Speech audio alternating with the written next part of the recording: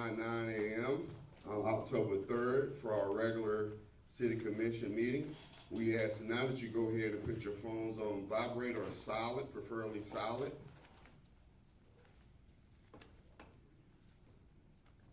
All right. At this time, the meeting has properly started. All right, first thing first, we're gonna start with a 30-second silence. Pray, do whatever you like, your heart's so sweet to do.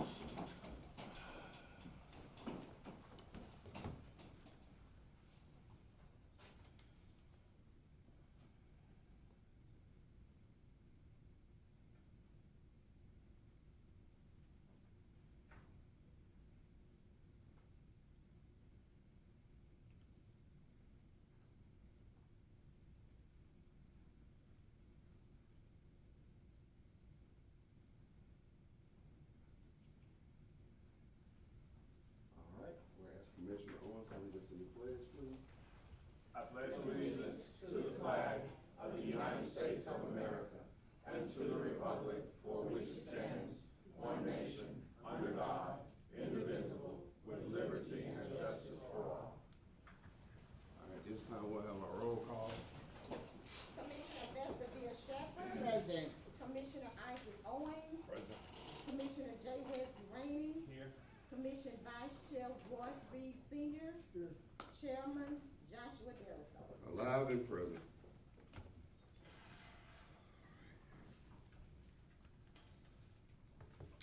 All right, at this time, we're gonna call for a motion for approval of the agenda for today. Do we have a motion for the approval of the agenda for today? I'm making a motion to remove number 5 from the agenda.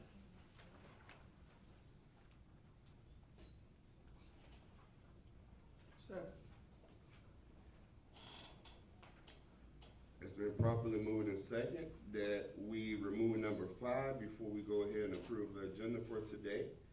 All right, and number 5 is, so the public will understand and know, considering approval alcohol license beer only consumed on premises for address 801 South Joe Wright Drive, Cordele, Georgia. Tony Bernard Graham. It says the chief approved this application with some concerns on September 28, 2023. All right, so it's been second and moved. We'll now go for a vote. All right, Commissioner Shepherd, how do you vote on removing number 5 from the agenda before its approval? I have a question, sir, if I may. Okay, well, entertain any questions. Go ahead, ma'am. Is there a specific reason why we're omitting his, the chief's line? Well, let me back up, okay? Well, let's go into discussion on the removal for number 5. Yes, ma'am. Commissioner Shepherd, you're recognized. Yes, sir. I was just wondering because he said he signed it with reservation or concerns rather than, should we not know what the concerns are before we allow to vote on this issue? That is correct. All right. So anyone can answer questions or concerns. The city manager. Okay, thank you. This item, I would like to request for it to be removed from the agenda because they do not have a business license. UC&T have reached out to them and they, keep going back and forth as to, what they're going to do in the building, because if you all remember, we have the, backflow preventer process in place now. And so I would like to request for it to be removed from the agenda. Thank you. Any further discussions? Seeing none, we shall proceed to vote. Commissioner Shepherd, how do you vote on it? I vote to remove it. All right. So that's, okay, in favor. Commissioner Owens? Remove it. Commissioner Reeves? Remove it. Commissioner Rainey? Yes, remove. All right, number 5 is removed from the agenda because the city has deemed that they don't have proper business license. All right, now, do we have a motion to approve the agenda with the exception of agenda item number 5? So moved. All right, it's been properly moved and second that we approve the agenda with the exception of agenda item number 5. All in favor, let it be known by voice vote aye. Aye. Motion carries. Agenda is approved with the exception of agenda item number 5. Approval of regular meetings from September 19th, regular meeting. Do we have a motion for this item? Approval. Second. It's been properly moved and second that we approve the minutes from last regular meeting, September 19th. All right, all in favor, let it be known by voice vote, aye. Motion carried, minutes approved. We have one speaker appearance, Mr. Milton Holly, and the subject topic is gun violence in the city limits. Sir, you will have 5 minutes to speak on this item. Once you announce your name and your address for the public sake, your 5 minutes will properly start. Good morning. Good morning. My name is Milton Holly. I'm a citizen of Cordele. Been here for about 65 plus years, and I had a concern about the gun violence in the city of Cordele, in the community. There's been a number of incidents the last couple of years that really can't explain because there's nonsense and unprovoked and accidents and people getting hurt, several people getting killed. So really we're losing our next generation of kids to violence. There's been incidents with people's house getting shot up. People have been having bullets go through one house and go into another, and then when you talk to people, they say, my child usually sit there. If the child would have been at that time, he'd have been shot or whatever. And I'd like to know who's in charge of public safety in this community. What's being done to address this issue, this fear? Because it's almost, you're not even safe at home. And people shooting through the window, shooting the front door out, and shooting up cars and all that kind of stuff. And how do all these guns get in the community for this to be done? A lot of adults are not even safe with guns, and when you start putting them in the kids' hands, it really get out of hand. So I just want to know who's in charge of alleviating this problem, because it's costing the community one of our greatest assets.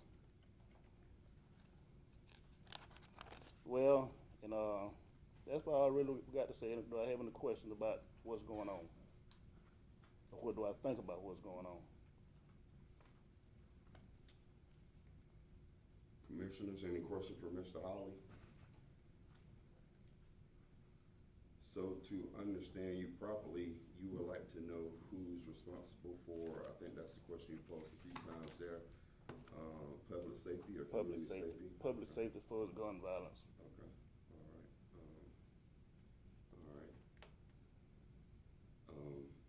Commissioners, any statements? No, sir.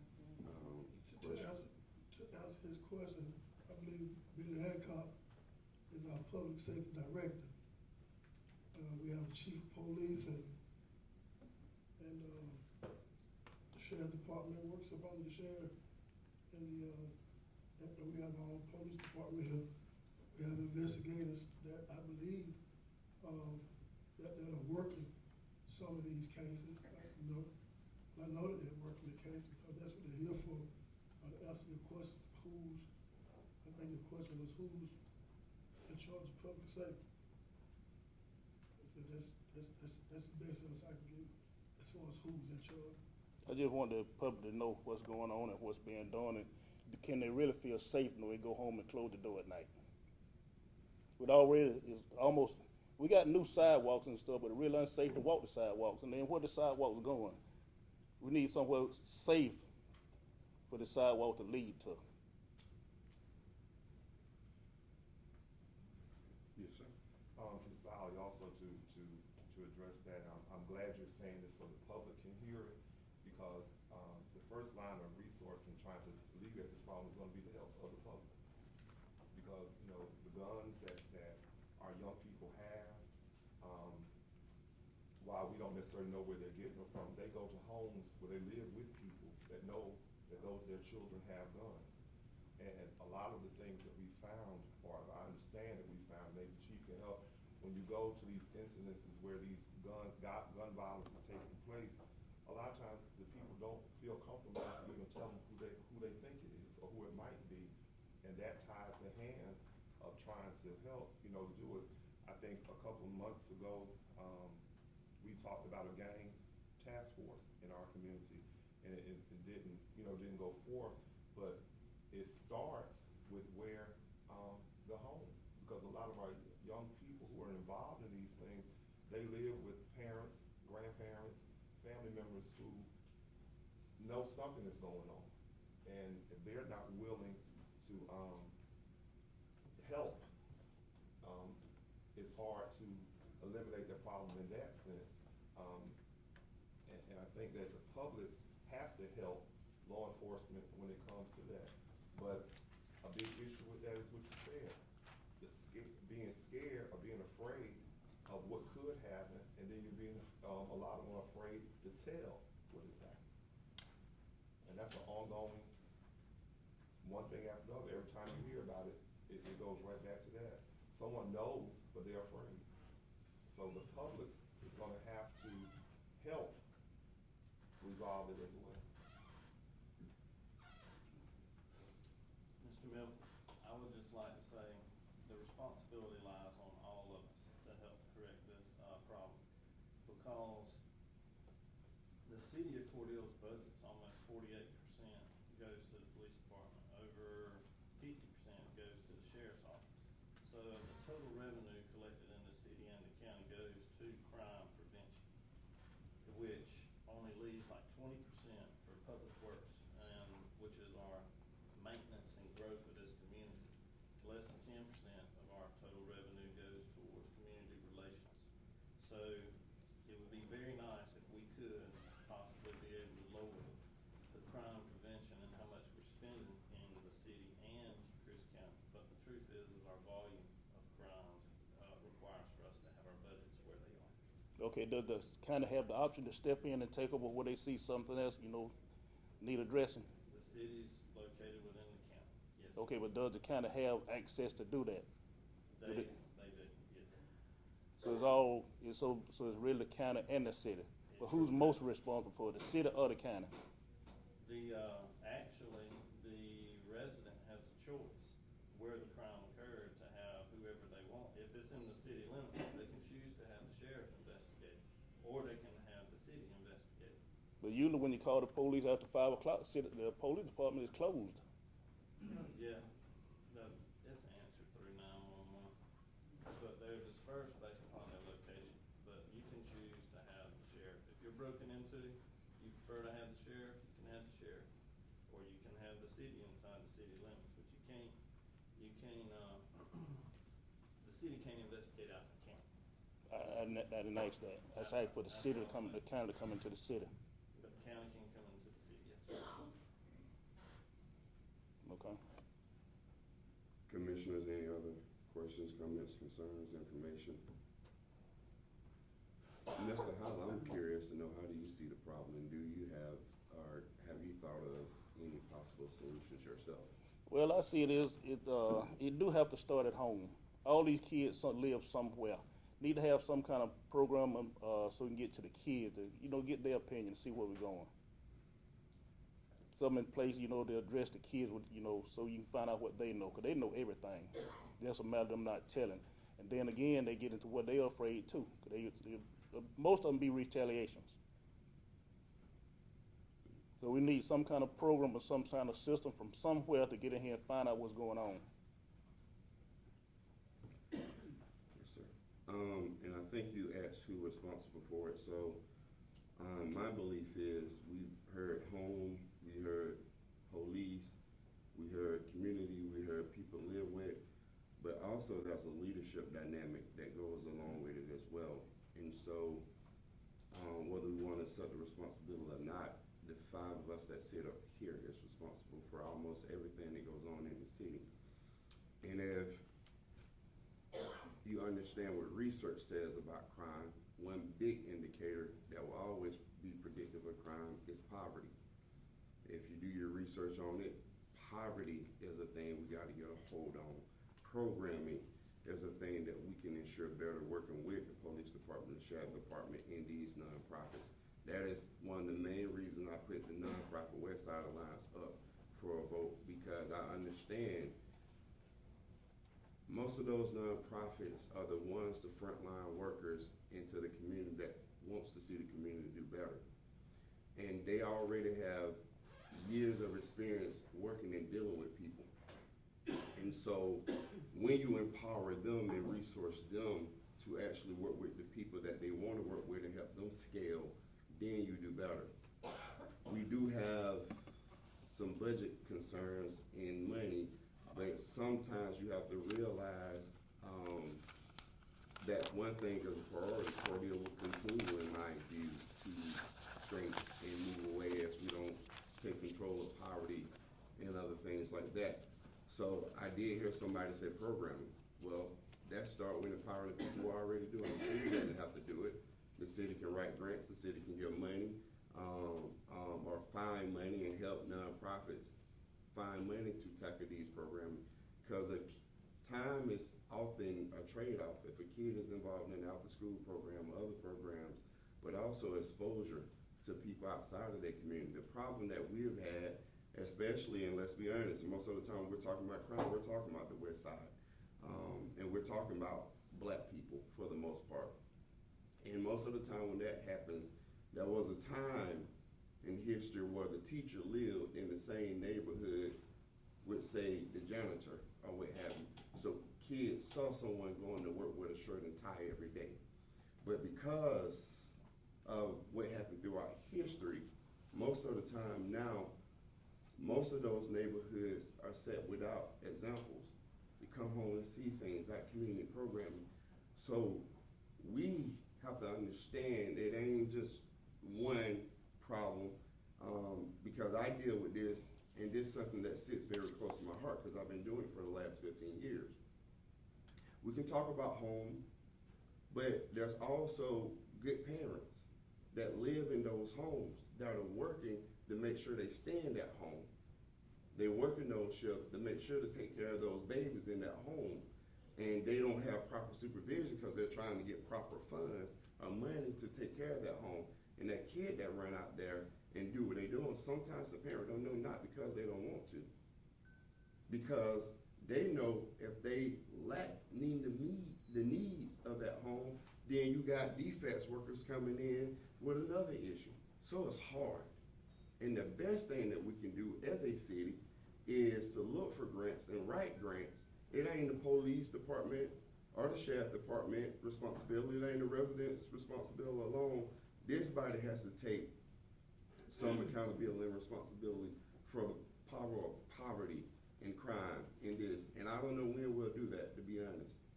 I put over the last almost 2 years different legislation to get just at that base, evidence-based programming, and it has been voted down. So I appreciate your concern, but I can tell you, I don't think the majority up here have an inkling of what it's gonna take to solve crime holistically. So you're saying that the answer gonna be outside the community, or the answer is in the community? All of it. The community, this body, the police department, the sheriff department, it's gonna take us all. Because, and I put it on my Facebook page, a clip of a guy talking about this, and he was a criminologist. Most of the time, these kids don't feel seen. And a lot of times, and this is what I work with daily, I created a program called County, I co-wrote a program called County to get it prevention of gangs or kids joining gangs. And what we do with these kids is phenomenal. Our last graduation we just had 2 weeks ago, the kids were crying, we was crying, then the kids started back crying, the community members started crying because we saw these kids change. And so you can't tell me programming haven't worked, because I got 15 years of experience to know that if we do it and we do it right with compassion and passion, some of them need tough love, but some of them need soft love as well. You know, a lot of us just want to give them tough love, but they also, some of them give a lot of tough love. They told they ain't nothing before they go to school. They yell, they cuss that before they leave the house. So when they go out to that schoolhouse, they're gonna displace that energy on them school teachers. And then the school teachers have to deal with it, and they're trying to run a class with 30. The problem is big. It's gonna take a lot of us to come to the table. I ain't pointing one finger at nobody. Our program is multi-dimensional. We have social worker, caseworker, probation officer, the judge, guardian ad litem at the table. We have all of that at the table, because you need all that for kids that going through these issues. And I used to say I never met a bad kid. I met a misunderstood kid. I met a kid that became bad because they were labeled as bad, and it's like a self-fulfilling prophecy. Until we understand that, we're not gonna get anywhere. Okay, we gotta just, Banner just a while ago saying no to drugs. If we can give them something to say yes to, that'll be part of the solution. Instead of always giving them something to say no to, give them something to say yes to. I definitely agree with that. But we have to make it a priority. We got to stop saying that we don't have the money or things. We got to make some. Well, you hard think the decisions. money being misappropriated or something? I don't know, because the forensic audit wasn't done, so I can't say for sure. I do think there are some money challenges in the city that we need to look into, but I will say this. I think that what the citizen vote for is not what they're getting. And that means the majority of people in the city of Cordele, I'm not talking about the county, the majority of citizens in the city of Cordele vote for a philosophy of government that they're not getting. And that is to put money in the community. There's 2 to 3 different philosophies when it comes to politics and government. And we're running a philosophy of police and public works that necessarily people with the voting record and who they vote for don't agree with. So it's a mindset thing. So I think we have to make some hard decisions. That's why one of the first things I did when I came in was submit a plan to restructure the government, which I think it was about $700,000, $750,000 savings that way. So we can have money to put. I don't think it's enough to sit there and say, well, because we're tight in the budget, we can't do certain things. That's definitely an option. When the report came out, Cordele is the poorest town in Georgia, I said, shoot, that's good. That means we can write a lot of grants. I take that, because I know from working in programming, that means you say we bad, okay, we're gonna put that to paper, we're gonna put that in grants. So instead of denying it, we need to accept that and go forward. I believe so. I mean, we didn't come up with the research, and I'll be honest with you. It disgusted me, and that's the reason I decided to run. When I heard the former city manager say they went off the wrong factors and wrong variables. Well, if you know anything about research, is if every city that had over 5,000 people or 10,000 people was graded on those same variables, I don't want a city manager that's comfortable with saying, well, they went right or wrong variables. If they judged us all the same and we hit bottom, that's a problem. That's complacency. So I think we have to own what's our responsibility and reflect first and just dismiss it up front. You gotta filter that thing. You gotta filter it. Aristotle said it's a mark of an intelligent mind to entertain a thought but yet reject it. Our problem is sometimes when people criticize us, we don't want to even entertain it. We just say, no, that ain't me, and have an outlash, and I'm talking about myself included. But how we grow is starting to reflect on the criticism that we have and see where we can take ownership of and do something about or not. So I do think this is a very interesting conversation you bring up, because what I've seen in cities is that most of the time get worse than better, especially in rural communities. I think I said enough. Mr. Shaw. And listening to you this morning, for years, I've asked for something like a Center for Social Changes for the city of Cordele. However, we never failed through with it. So with this being said this morning, like, we need a Center for Social Change. Maybe the Yes building can be a Center for Social Change for the whole city of Cordele, which will include prevention of gang, prevention of teen pregnancy, tutoring program for after school, and the Yes I Can, the Yes I Am Somebody program. I'm very familiar with some of these programs. But like you say, in the rural area, it's hard to get people to volunteer. But listen, we can't afford to pay anyone, the city can. So like you said, we do the grant writing, and someone invests in it, not only the social agencies, but and the nonprofit agency as a group. Other agencies include your group, collaboration over here.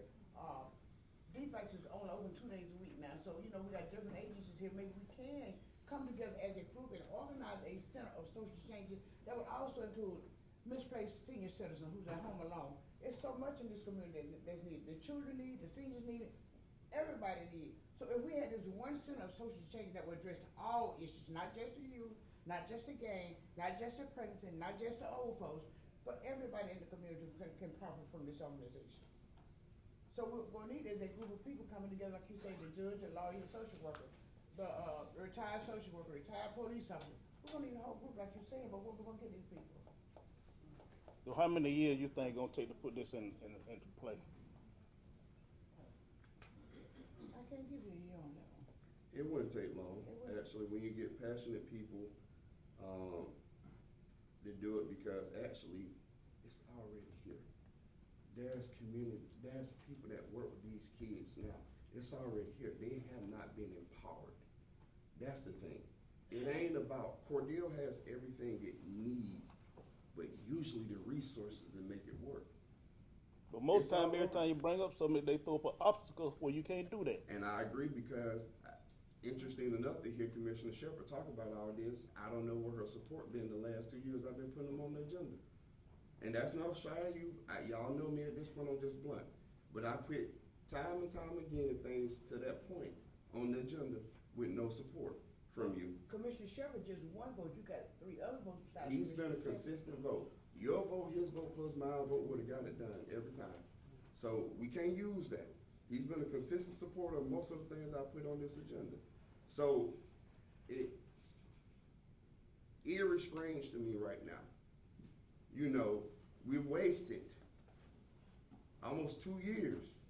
When anybody that's listening in this place and on whatever they're watching it on can go back and pull the agendas, pull the minute meetings, and understand that just what we're talking about today, the last almost 2 years, I put on this agenda back and forth several times. They even made an ordinance against me putting things several times on here. So I wouldn't keep putting a lot of the stuff back on here. Because I understand people think events change, things change. But now if I put something on the agenda one time, it can't go back on there again without 3 or 4 commissioners. I forget exactly how many. All of them now. Vote for it, to be put back on the agenda. We gotta stop petty politics. That's one of the things we gotta do. Stop petty politics. Because this person, the one called for it, I'm gonna vote it down because I don't like that person. Sometimes you have to chew the meat and spit out the bones. And that's what it comes to, but we're so petty in our politics. That's the problem. And you can call me arrogant, but I spent 15, 20 years crafting my effectiveness working with youth and programming. So I know what I come with. And I know the programs I put together helps. I can't say how much, but they help. Some kids I work with, they don't get it. But then I get a message on Facebook or somehow, Mr. Darrell, so Mr. D, such and such. They get it later. So you gotta put it in them. And you don't never know when it's gonna return. But your job just to put it in them. And that same thing goes with people. The social worker profession is hard. It's hard. Case manager profession is hard. But what I am saying is, if we would have been so petty with politics, I'm gonna say what I believe and say it for that moment. I'm not perpetually mad or angry about anything after these meetings, unless it continues after the meetings. If I feel like you come up short, I'm gonna say it, including myself. But y'all go back and check the record. It's been on the agenda.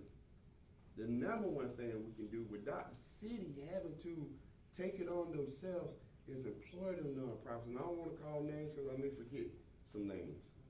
But empower them nonprofits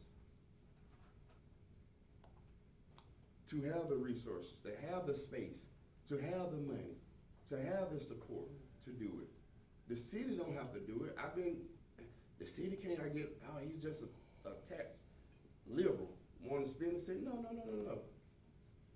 We pay tax in the city too. I don't want my taxes to go up either. So, what I always advocated for grants and for empowering the things that's already in place, because see, you got a lot of people here, I'm looking at them right now that does nonprofit work. And I can tell you, they know more than me about who they work with in Cordele. I know a lot around the state, and I have a nonprofit here too. But I can tell you, these people been doing a lot longer than I have. And if we try to do it without their knowledge, without their trial and error, we'll end up making some of the mistakes they already made where they can help us miss those pitfalls if we work together. But we haven't empowered that. We got to come together. Divided we stand. I mean, together we'll stand, divided we'll fall. Every time. I agree with And you. see, the thing about it's a thing about leading by example. When you come to the meeting or something and look at it on TV, you see mostly arguing among the people up here. This where it got to start at right here. The people got to be able to get along together and say what needs to be said to advance the community instead of arguing, don't like what he said, don't like him because he do this, or don't like him because he do that. We got to come together right here. I respectfully disagree though, and this is why. You got to also agree on the problem and the solutions. You argue because you don't agree on the problems, number one. You see that in relationship and marriage. You argue till you turn blue face because y'all don't agree on the problem. You can't see one another. And so government has always been dealing with deliberation, which is argument. That's part of the art of government, of politics. So arguing ain't the problem. Now it gets deep down in the gut and pettiness, and I've done it too, because I'm a fighter at heart. I always had to be. And so I get trapped into that sometimes, and that's okay, because I'm a flawed human being, just like all of us. But the thing is, no, we ain't gotta agree on everything. We can argue passionately about it.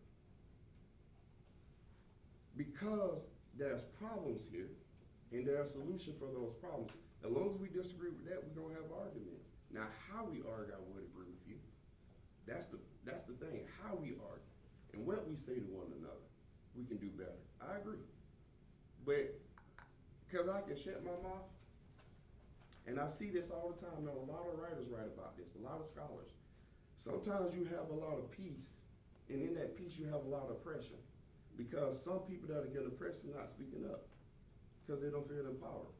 So Cordele gotta make a decision what they want. Do they want a peaceful meeting? Do they want a meeting where everybody agree and nothing change when you leave here? But most of that is agreeing to disagree. Yeah, I don't believe in such a thing. Not when you actually got lies. Your whole conversation up here is about these kids shooting one another. So we're gonna agreeing to disagree mean leave it where it at. So part of that is, see, I'm a deep intellectual. And so what I've been taught to do, because of my profession, break things down and what people say, and sometimes they don't realize what they're saying. So when you say agree to disagree, that means we leave it where it at. Not leave it where it's at, to agree to where we are and go from there to agree. Where we going Find to, a we point can't where agree. we agree to. Where we going to if we don't agree? That's what you get together and figure out what we got to do. So then that takes argument getting there. It ain't nice. This process ain't always nice, but it's part of the process. Part of what I said after the last meeting, I said, I don't mind anything that was said about me. It is what it is, and it's part of the process. Some of these meetings gonna be ugly because we're raw and real, and that's okay, because we're also flawed. And you can say discuss, the clown show and all of that stuff. As long as I'm in here speaking my truth and they're speaking what they believe in truth, that's okay. That's okay. But hopefully we get somewhere to a solution that we all can agree to at some point. I think we're saying the same thing, but in a different way. I believe you're right. So, but I appreciate you for bringing this up. Any other questions, comments from Mr. Holland? Anything else, Mr. Holland? Nah, that's it for time Thank you, being. sir. Okay. All right, we have a speaker for, that signed up for agenda item number 8, Mr. Waters, Michael Waters. Can I speak right before agenda item 8? If there's any problem, please, sir? Yes, we'll allow speaking right before that, specific item. All right, we have a presentation from our downtown, director, Ms. Monica Renfro. All right, quarterly report. I'll be brief. Everybody's got a copy of the report. Only thing I wanna bring to your attention is our upcoming events. Spooktacular is October 26th, 5:30 to 7. Anybody that's interested in participating in trunk or treat, they can just call the Main Street office. We'll get your information. Rail Fan Festival is November 11th. So we're working hard getting that ready to go. Sam Shortline Downtown Holiday Trains are December 9th, 15th, and 16th. If you're interested in any of those rides, you need to book your tickets because they sell out pretty fast. I hope everybody's noticed the new banners downtown with the new city logo on them. Thought they turned out real good. And we also hosted not all, but some of the Region 8 Main Street managers. We hosted Georgia Downtown Association. I want to thank my board members that attended, city manager, Commissioner Shepherd. It was very well attended, and I appreciate y'all supporting me in that. So unless anybody's got any questions, that's pretty much it. We've been busy working on Alamo House project, and we've got another new business opening up soon downtown, sandwich shop. So things are rolling right along. Any questions, comments? Anything for the, Ms. Winthrop? Seeing none, thank you. Thank you. All right, now we'll go on to our department heads report, starting with Finance Director. How you doing, Mr. Briggs? Good morning. Good morning. Sales tax receipt report was provided to you all. Total collections for the month of September was $482,000. And that's all I have for you, unless there are any questions. Kinda early. Kinda early in the month. Yeah. Yeah, all right. Any questions for our finance department? Thank you. Thank you, sir. Next is fire.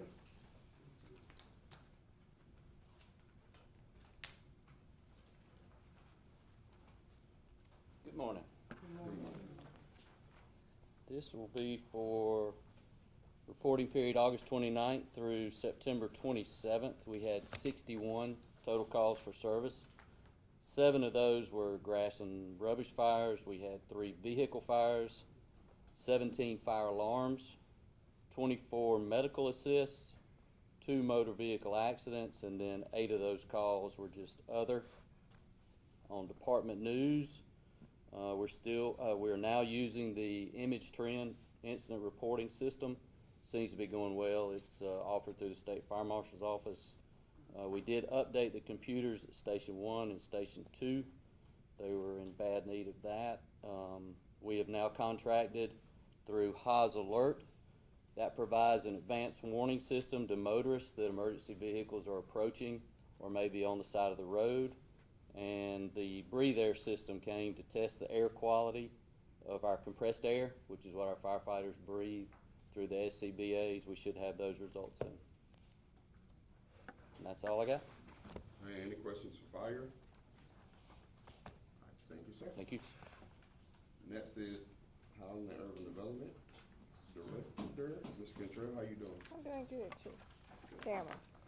Good morning, Chairman Darasan. Good morning, Commissioners. In my report this morning, the first item is the Board of Zoning Appeal has scheduled a public hearing and meeting on October 10, 2023 at 10 a.m. A copy of the agenda is attached for your information. After the public hearing, a recommendation from the Board of Zoning Appeals to the City Commission will conduct a public hearing on October 17th prior to their regular meeting, and they will give the final decision. Okay, and Historic Preservation met on September 27th at 4 p.m. Copy of that agenda is attached to your package. And our CHIP program, the city manager, Ms. Angela Redding, and Ms. Brenda Wade, the grant administrator of the CHIP program at the Southwest Georgia Regional Commission, and myself discussed some of the difficulties and possible solutions regarding the CHIP program. In our housing and in our economic development revolving loan fund, there's no changes other than the same 5 loans that we have. We have not had any other loan applications submitted thus far. And in our 2020 sewer improvements project, the Lanier Engineering firm has submitted the tentative final pay request to the City Public Works Department, pending the final punch list and any possible change order items. The McLeod subdivision improvement project is complete, and it's completed. That's all I have. Any question for Housing and Development Director? If you all could later, send me some, from that meeting, some updates of some of the problems or difficulties y'all found with the CHIP program. Yes, sir. City Manager. Good. All right, thank you. All right, any questions? Seeing none, thank you. Yes, sir. All right, next is HR.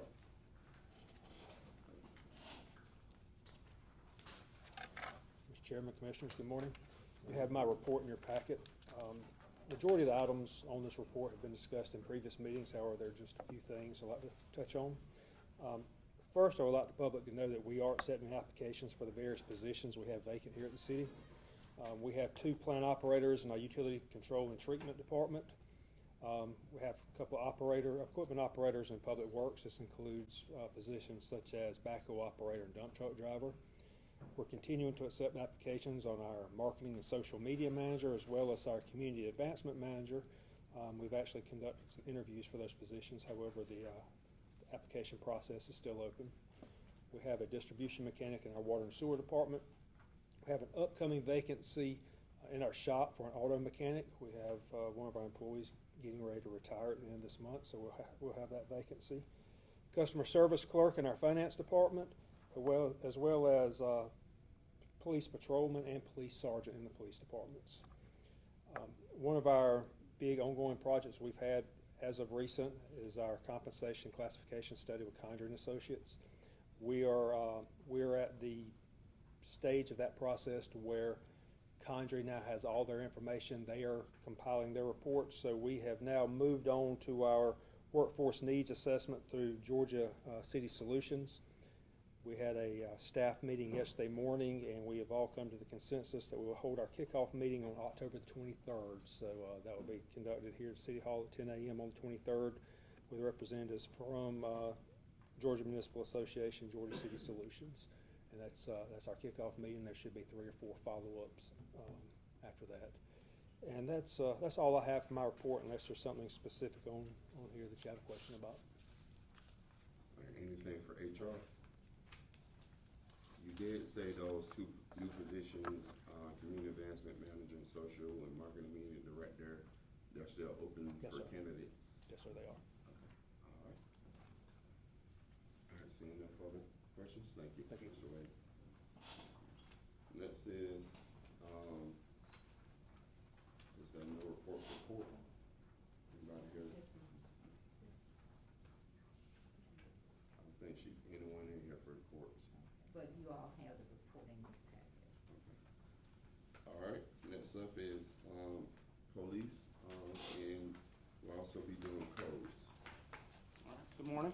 Good morning. I'd actually like to start by seconding what the chairman said as far as the response from Mr. Holly, or at least a portion of it, that the police can often be blamed for societal issues, more specifically crime. And it's not solely on the police. We're one piece of that puzzle. There's a lot of pieces that go into that. And I also want to remind everybody that about 2 months ago, the police department, along with the sheriff's department, the court, juvenile court systems, probation, the school systems, we met and had a meeting about juvenile crime. So some of the legwork is already there or established. I think we can build off of that and go from there. I know you had mentioned us all meeting together. Well, some of the legwork is there, so I think we can go that extra mile and connect some more of the dots and try to get a hold of this. But again, I just wanted to kind of second some of what you said there. First, I'll start with the numerical breakdown. This will be for code enforcement. You have the report. Abandoned vehicles, 15. Dilapidated property, we have 6. Inspections, we had a total of 26. Business licenses, we had 6 of them. Trash or trash-related issues, there were a total of 9. Overgrown weeds and grass, we had 27. Parking, we had 2. Utility complaints, 3, and there were 19 other type of complaints. As far as departmental news related to code enforcement, we are finalizing the door hangers to kind of inform the public, or to inform the public of code-related issues. So if you receive a red or pinkish, depending on how you look at it, door hanger, it's essentially saying that there is a violation, and it gives you a number to contact our code enforcement division so we can address the issue with you. Again, we're not looking to be heavy-handed with code enforcement. We're looking to educate and correct the violations. That's our intentions, starting with this. We're also developing a code enforcement Facebook page so that we can get the issues, trends, and city ordinances so that they can be communicated to the public. Again, that's our goal, is to educate the public and then correct the issues. We also have an application for a code enforcement officer. He's currently in our hiring process, and hopefully he'll be starting this month. As far as the numbers, a lot of the numbers have stayed the same. I'm not going to bore everybody with going through all of that, but I will highlight a couple of things that I had in green. The Chick-fil-A remodel is ongoing. Hopefully that'll be opening very soon. And then on the second page of that, the Christian Homes community, from last I've heard, the project is back on. However, it needs a stormwater permit and a pre-construction meeting to move forward with that. And that's all I have as far as code-related issues. Are there any questions with that? Any questions for codes? All right, to the police department. Again, this is a numerical breakdown. This will be from August 31st to September 26th. Our part 1 crimes were a total of 16. We did have 1 homicide. Aggravated assaults, we had a total of 2.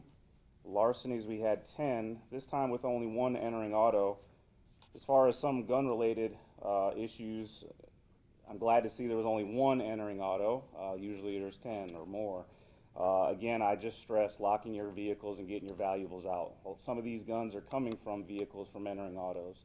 That's a good way, or a way that we're seeing as far as gang initiation. They're having them do entering autos, and they're just taking the opportunity, if the vehicles are open, to open the door and go in them. So I'm glad to see that that number has been reduced. We had 8 shoplifting with 5 arrests, and 3 warrants are still outstanding. And then we have 1 other theft. Our part 2 crimes, we had 57. Our incidents reported, 88. Community contacts, we had 56. Citations issued were 75, with warnings being 66. And our total calls for service that were dispatched were 990, which is actually down a little bit. Departmental news, the department has 2 new officers that graduated the police academy, Jalen Johnson and Jason Dukes.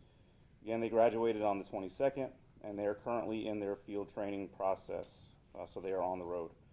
We also have 1 cadet that started the police academy. He started on the 25th, and we're wishing him well on that.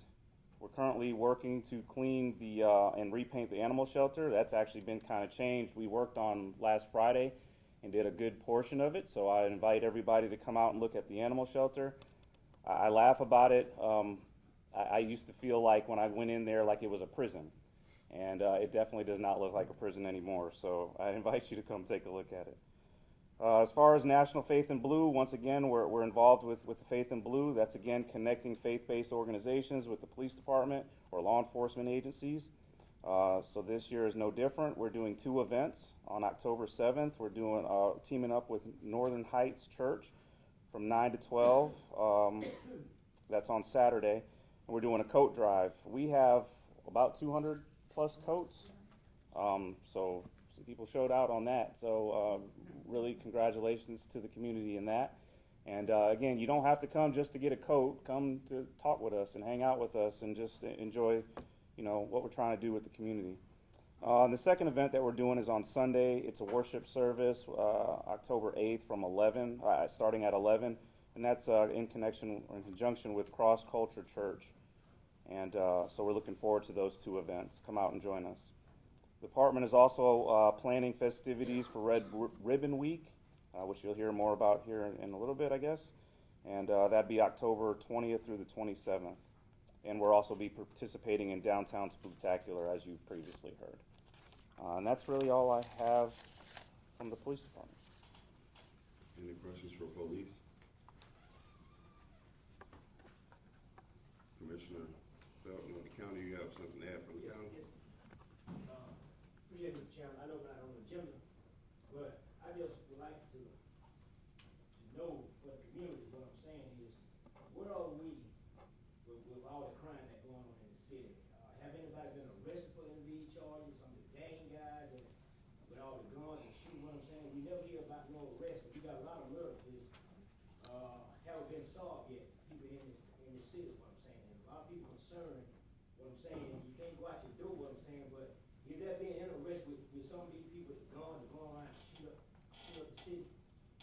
That's what I wanna hear. That's what I wanna hear. Everything else sounds good, but I wanna hear there have been some arrests made on some of these murders that we got going on in Cordele. That can be my mom, your mom. That's what I wanna hear. That's what I wanna hear from our department. Yeah, sure. I don't have a problem answering that. You know, my office is always open too, as well, and you've visited several times. But initially, as far as the murders, the GBI is investigating those cases. So that's where we stand on that. We're helping the GBI out. They are lead on that. Yeah, As far as, I'm trying to address your issues. But the GBI ain't giving us nothing. GBI, the FBI, what I'm saying, these people wanna know who killing their people. Okay. What I'm saying, no murder has been solved yet. Will you allow me to answer? Yeah, go ahead, sir. Thank you. Secondly, is we need help from the community as well. A lot of times when we get on these incidents, the community says, well, we know nothing. And they don't want to help, or they don't want to even prosecute in some of these. And I'm not talking about murderers, obviously. But on some of these others, they don't want to prosecute. And they would rather just get back at people. And that leads to these shootings, that leads to these other additional crimes. So again, what I said when I first started and what the chairman said is that I actually second what he said, is that it's not solely on law enforcement, it's a joint effort. As far as the other crimes that have happened, yes, many arrests have been made. We actually have a detective out there that works tirelessly to make several arrests, So this notion that nothing is being done is disheartening, because a lot is being done. People are working countless hours trying to get a hold and trying to solve these cases and solving these cases, and they're doing a great job. But we would like to hear, when you come to the meeting, to let And that is people fine. know where we at, chief.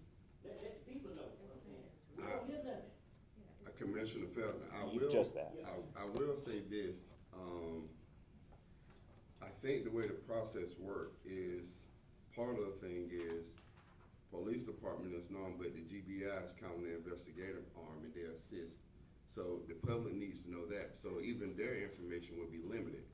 But also, I would say, that needs to be asked to our sheriff and the county side as well, not just our police chief. Yes. Because our sheriff know a lot more than what he put on, that he knows as well. So, just as you going to our police chief here in the city, I wanna see that same energy at y'all sheriff when y'all meeting come up, because they're both accountable for it. But if you ever come to my meeting, the chairman, Yes, sir. or the sheriff, when you come to report, we ask the question. Well, I'm just saying, as a commissioner, I ask the same question, not just to your chief, I ask this question to the sheriff. Right, yes, sir. So it's not them against your chief. Right. I ask the question to the sheriff as well. I believe you do. I know you do. I know you do. That's right. But I want to put out there to the public, because sometimes the public don't understand, like, they work together. And, you know, I don't want heat just put on the city about this crime, because it's going to take all law enforcement in this community to figure that out and work that out. But their information is limited, and they cannot share certain information when it comes to investigations. I know the public want to know, but sometimes if you took the public off, that gives a criminal time to get away. So it kind of like everything's not open to the public. But I do think we can do a better job letting people know it's investigated. But I will say at the same time, our police department does have a very active Facebook page, and I understand everybody's not on Facebook. So, Chief, if you could just, when you address the public from the meeting from that standpoint, just mention the claim it is being investigated. And I think you said that, but I'll be certain to highlight it as long as I'm up here and repeat it just to make sure. Thank you. Yes, I sir. also want to address the fact that I do actually mention the arrests made and warrants that are being issued as well, especially under the larcenies portion of it. So I also second again what he said is the fact that some of these cases, we can't discuss all the particulars on them, all right? And there's reasons why. However, I can assure you that it is being investigated. If we get a call and we get a case and we're assigned to it, it's being investigated. I can assure you that. I have my hand in it and I make sure that it's investigated. So I can speak from experience and say that I've seen it and that it's being investigated. Well, I would love to see you and the sheriff department both work together, solve these crimes, what I'm saying, take the sheriff in the city, call everybody's taxpayer. Yes, sir. City and county. Both Yes. taxpayers. Yes, sir. We need to solve a crime, what I'm saying, sheriff and the police department, both work together. Right. As I highlighted 2 months ago, we did meet with the sheriff's department and other entities, as we discussed, me and you actually, in my office, and that did happen. So we do. Appreciate it. Thank you. Any more for police? Seeing none. Thank you, sir. Thank you. Next up is Public Works. Steve, how you doing? How you, sir? First of all, just the information, both our street sweeper and our grapple trucks down for repairs at this moment. Hopefully they'll be back up very soon, but it puts us behind as far as cleaning up the city, but we'll, like I said, hopefully it's not gonna be much longer. We'll have them repaired. We've also been working with Express Disposal for the changeover in the solid waste contract, which they'll be taking over January 1st, but there's a lot to be done between now and then. So we are working with them. And also we met with engineers last week on the ARPA grants. We're getting ready to, hopefully pretty soon, to start bidding out the first phase of that sewer rehab. So anyway, that's all I have right now. Y'all got any questions? All right, any questions for Public Works? I do want to highlight, you said the grapple trucks are down, so you're gonna be behind with cleaning up the city? Well, I mean, I can't use it till we get it fixed. Right, that's one of the most frequent calls we all get, so I want the public to understand if there's some backup, that is the reason why. I don't know if they heard you, so I just wanted to highlight that to make sure. So, that's the reason I wanted to bring it to y'all's attention, because yes, sir. Yes, we sir. get calls every day on it. Yeah, I was just projecting that right out to the public, just to make sure they understand. Okay. All right. Any other questions, comments for our Public Works Director? Seeing none, thank you, Steve. Okay. All right. Mr. Teddy, UCNT.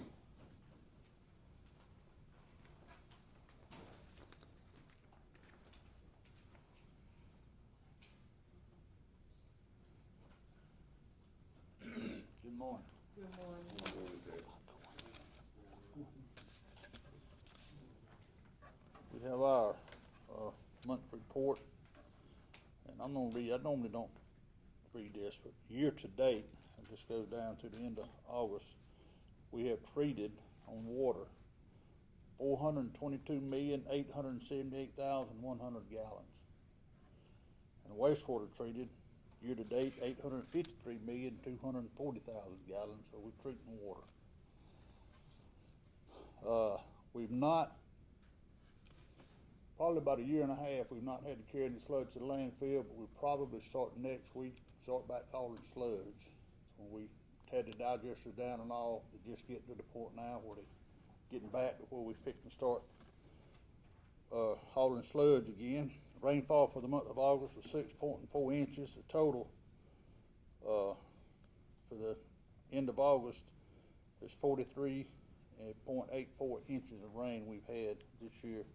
Water restrictions are still in place. We got all of our 30 lead and copper samples. They got them to the lab, had got results. We also collected inorganic compound samples from all the wells. And we started an annual preventative maintenance program on all 7 lift stations. And matter of fact, the people doing it are here today, and they're out doing it as we speak. We're looking at an annual preventative maintenance program for all our generators also. And we must develop excuse me, and implement an asset management program, a nutrient reduction strategy plan, and have the lead service line inventory ready by August of 2024. These are all huge undertakings, and they are required by EPA and EPD. And we keep checking on our wells, the levels on the wells, and they have remained fairly steady, even as hot as we had it this summer. They've stayed pretty steady. And we, in the fall time, we monitor them pretty closely, especially when irrigation systems are running. Spring and fall and all, and we monitor them pretty good, but they're looking okay right now. That's all I have, unless you got any questions. Any questions for UCNT? Seeing none. Thank you, Mr. Teddy. All right, that ends our department head reports. At this time, we shall go through our agenda items. All right, first up on the agenda item, number 1 is proclamation of Red Ribbon Week. Everything else slow down when you pronounce. October 23rd to 27th. I think Commissioner Owens is going to read it. And who's going to present it to? Ms. Monica. So our residential reader here on the commission is Commissioner Owens. We got some committee members here also, thank goodness.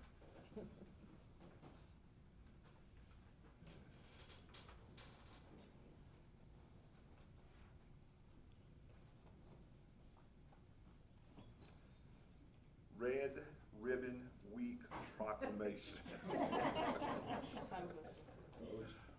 Whereas Chris County values the health and safety of all of our citizens, and during National Substance Abuse Prevention Month, we recognize the importance of ending and preventing substance abuse. And whereas we must remain vigilant in raising awareness about the harms posed by alcohol and drugs, including prescription opioids and their high potential for addiction, we can and we must provide families with the information, skills, and resources to stay safe and strong. As a county, we renew our commitment to improving individual and community health through increased education on the risks of substance abuse. Our investment in prevention will help to further yield improved academic performance, healthier lifestyles, more successful citizens, and safer communities. And whereas substance abuse is particularly damaging to one of our most valuable resources, our children, and a contributing factor in the 3 leading causes of death for teenagers: accidents, homicides, and suicides. And whereas it is the goal of Red Ribbon Week and Cordele-Crist County to involve families, schools, government, businesses, churches, law enforcement agencies, and service organizations in all aspects of this campaign, and establish an atmosphere that supports awareness, education, and ongoing initiatives to prevent illegal drug use. And whereas the Red Ribbon was chosen as a symbol commemorating the work of Kiki Cameronini, a Drug Enforcement Administration agent who was murdered in the line of duty and has come to represent the belief that one person can make a difference. And whereas the Cordele-Crist County 2023 Red Ribbon Week campaign theme is "Let's Tackle About Being Drug Free," promotes family and individual responsibilities for living healthy, drug-free lifestyles without illegal drugs or the illegal use of legal drugs. And now therefore be it resolved, we, the City of Cordele Commission, serving as members and leaders of Cordele-Crist County, do hereby proclaim the week of October 23rd through 27th as Drug Awareness Week.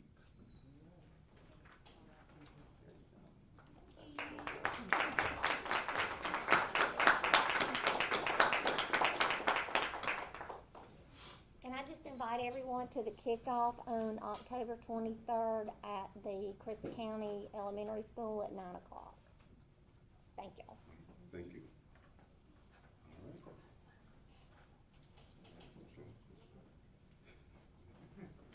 All right, we're gonna move forward on the agenda items.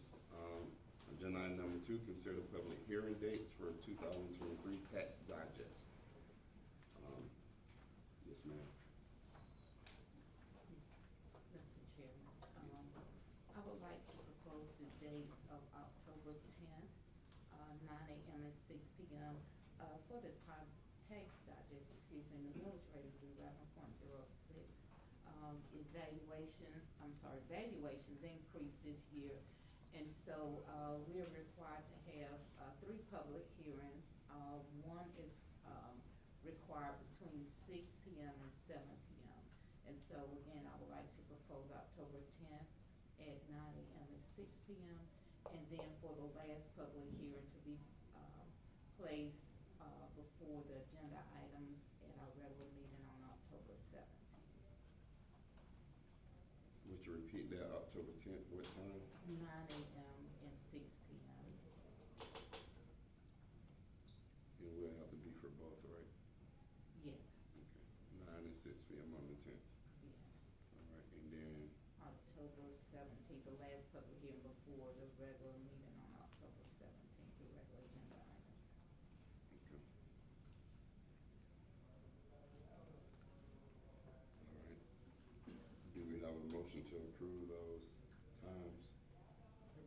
So moved. Been properly moved and second that we have public hearing for our tax digest October 10th, one at 9 a.m., another one at 6 p.m., and then the last one October 17th during our regular meeting. All right, any discussion? Seeing none, we shall proceed to vote. Commissioner Shepherd, how do you vote? Yes. Commissioner Owens? Yes. Commissioner Reeves? Yes. Commissioner Rainey? Yes. Motion carries.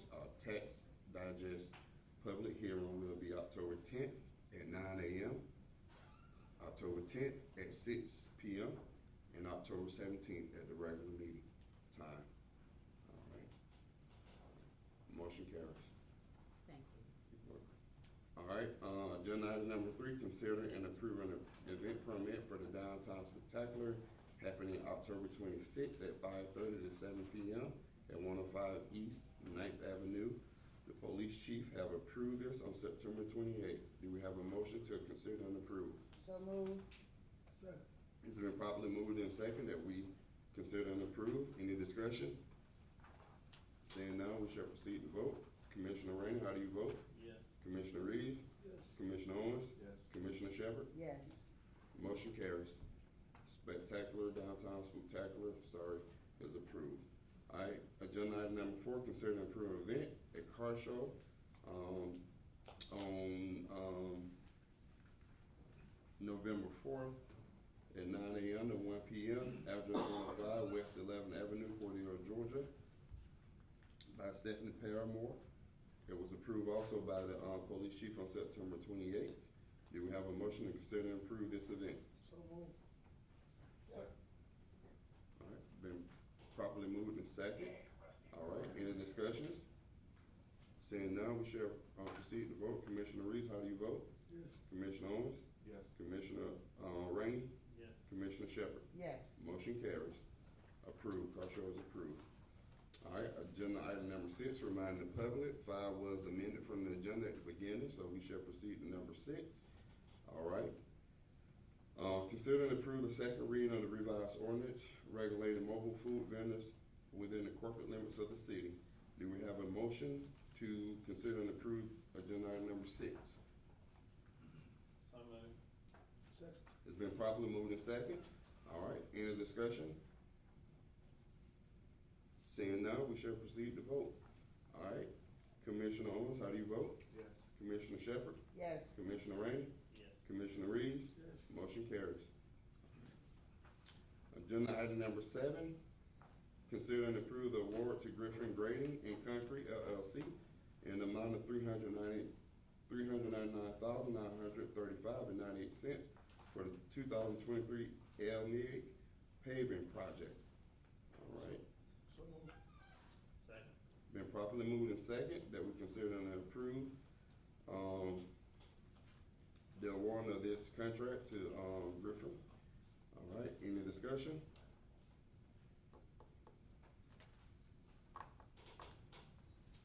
Seeing none, we shall proceed to vote. Commissioner Reeves? Yes. Commissioner Shepherd? Yes. Commissioner Owens? Yes. Commissioner Wesley Rainey? Yes. All right, motion carries. Award is approved. All right, item number 8, discussion, Old Boys and Girls Club building at 212 North 2nd Street. I believe, Mr. Waters, you have 3 minutes to speak before, and then, well, first of all, do we have a motion to approve the discussion? I've been properly moved that we proceed with discussion of Old Boys and Girls Club. Mr. Waters signed up before the meeting to speak beforehand on this agenda item, so he'll do that. If you'll have 3 minutes, sir, please state your first and last name and also your address for the public, and then your 3 minutes will start shortly after. All right, good morning. My name is Michael Waters. I'm the founder and CEO of EJB Family and Youth Outreach Service. My address is 2310 Truman Street. There's a couple of issues that I want to address this board about. First, it is very insulting to me that this board is discussing everything about the Boys and Girls Club building except the renewal of my contract. October 1st has passed and I haven't received a written notice of non-renewal yet. I can't account for nobody else, but when I sign my name to something, that means I'm agreeing to those terms. Again, the language that was used in the contract states that this agreement shall automatically renew for additional 1-year term unless either party give written notice of non-renewal to the other party by October the 1st of the term year. We are going to stand firm on the terms, or else we have a problem that needs an urgent solution. The next issue I want to address is the false accusation from Commissioner Reeves during his Facebook Live about me violating my contract, renting the building, and putting money in my pocket. I have here with me the contract that I signed. There is no language in this agreement mentioning anything about renting or leasing. So how could I violate? If there is any violation, it is Commissioner Reeves violating his oath of office, abusing his power, threatening and intimidating my organization. Let's be clear. Every one of you sitting up there are elected officials. And during election time, you come and asking for our vote with all these false promises. But we here to hold you accountable. I'm going to say this and I'm through with it.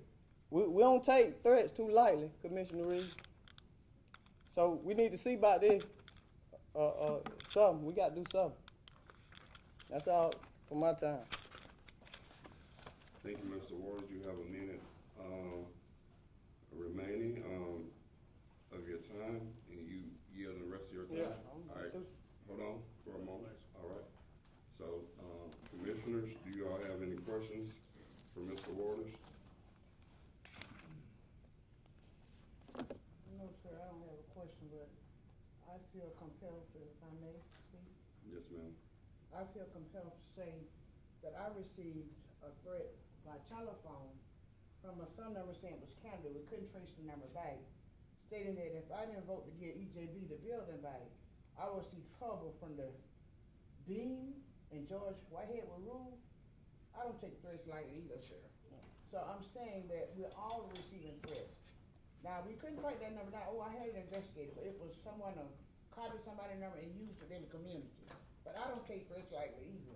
When I vote my conviction from my heart. I don't see it as a personal issue, but as a group issue for the community. So with that being said, whoever sent the threats, it didn't work with me, okay?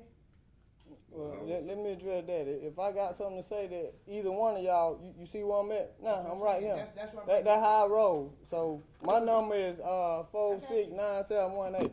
I don't need no other number, so I don't know where that come from. It wasn't you. Okay. All right. The misspelled word, well, I know you were better. Yeah, I know how to address my issue right What now. I would say is, Bean, that didn't come from Bean either, because Bean don't make those type of threats. For sure. No, I'm not saying it didn't happen, but I'm saying it didn't come from Bean. So, but, any other questions, comments, Mr. Waters? No, I just feel like we need to see about the renewing, or if y'all ain't gonna renew it, I mean, it's all fine. It's bigger than a building, because without that building, we still gonna operate. I still got love for my community, but we need to address that matter. I mean, October 1st gone. Now, at the last meeting, I said I would get a written notice. That's what the city manager said. I ain't received no notice. September 6th, I sent you a letter. I ain't got no letter. I sent it via email here. I don't receive no letter. Well, what the letter state? Because I ain't received it. Okay, I'll forward it to you. The email address is EJB, the outreach at youth. Yeah, _ outreach. I'll forward it to you. Because I've been looking for it. I'll forward it to you. I will, so you stated that, Commissioner Reedy threatened you. How did he threaten you? Well, he telling me if I want his support, I need to stop associating with certain people.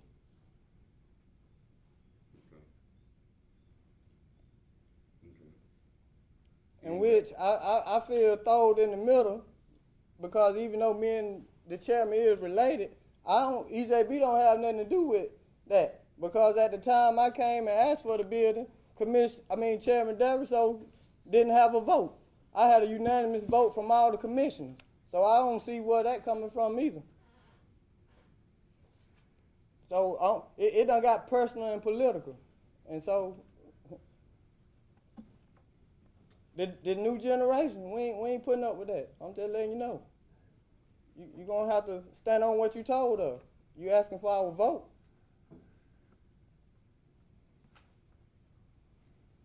Now that's that. I ain't pointing no finger, but you called me out. I ain't said nothing. You put my name on social media. So I come address you right here.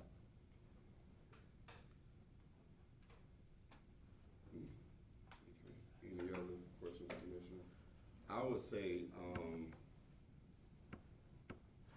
and since that happened, we really didn't even associate or talk anymore. This is the thing. I have a lot of issues with people in the community. And once we're in a private setting, I let them know. I know who was behind the recall. I know who is against me politically. But up here and in my capacity as chairman, I understand one simple thing. Those people have political rights. So at not one point can I use or should I use politics to push my way and get them to do something I want, or stop doing something I don't like that they're doing. And we have to be very careful with that, because I would defend myself, but I'm not gonna say to anybody that if you want my support, then you need to do this or that. That is ethically wrong. And not one time in my association with anybody do I operate like that. Because as I always say, I don't leave it to even the voters' hand whether I'll get reelected if I run or not. I leave it in God's hands. And I'm sorry you had to endure that. I know it put you in a particular situation, with even communicating with me and other people like Mr. Hunt and things like that. And there's a few processes you can use to deal with that, if you see to use them. That's that. So, I don't know what's going to happen, but we shall see what happens. But I appreciate the work you've done, and I know a year is hard to get anything substantially done, as far as trying to figure out the kinks and everything like that. And but I do think, I know you all will continue to be resilient and do what you need to do as far as serving the youth in this community, whether you have that building or not. But I'm sorry that you had to endure that. And anything for the record, since it was mentioned also, that I always done was try to help with my experience in nonprofit building and scaling. That's all our relationship was. And as I remind people, I would have saw you 2.5 years ago, even though you're my cousin, I wouldn't know who you were. Just because you're older than I am, you're my sister's age. And that's the way I operate. And my family will be the first to tell you, if I disagree, I'm gonna disagree, no matter who you are. I have no loyalty to anybody because of blood or friendship.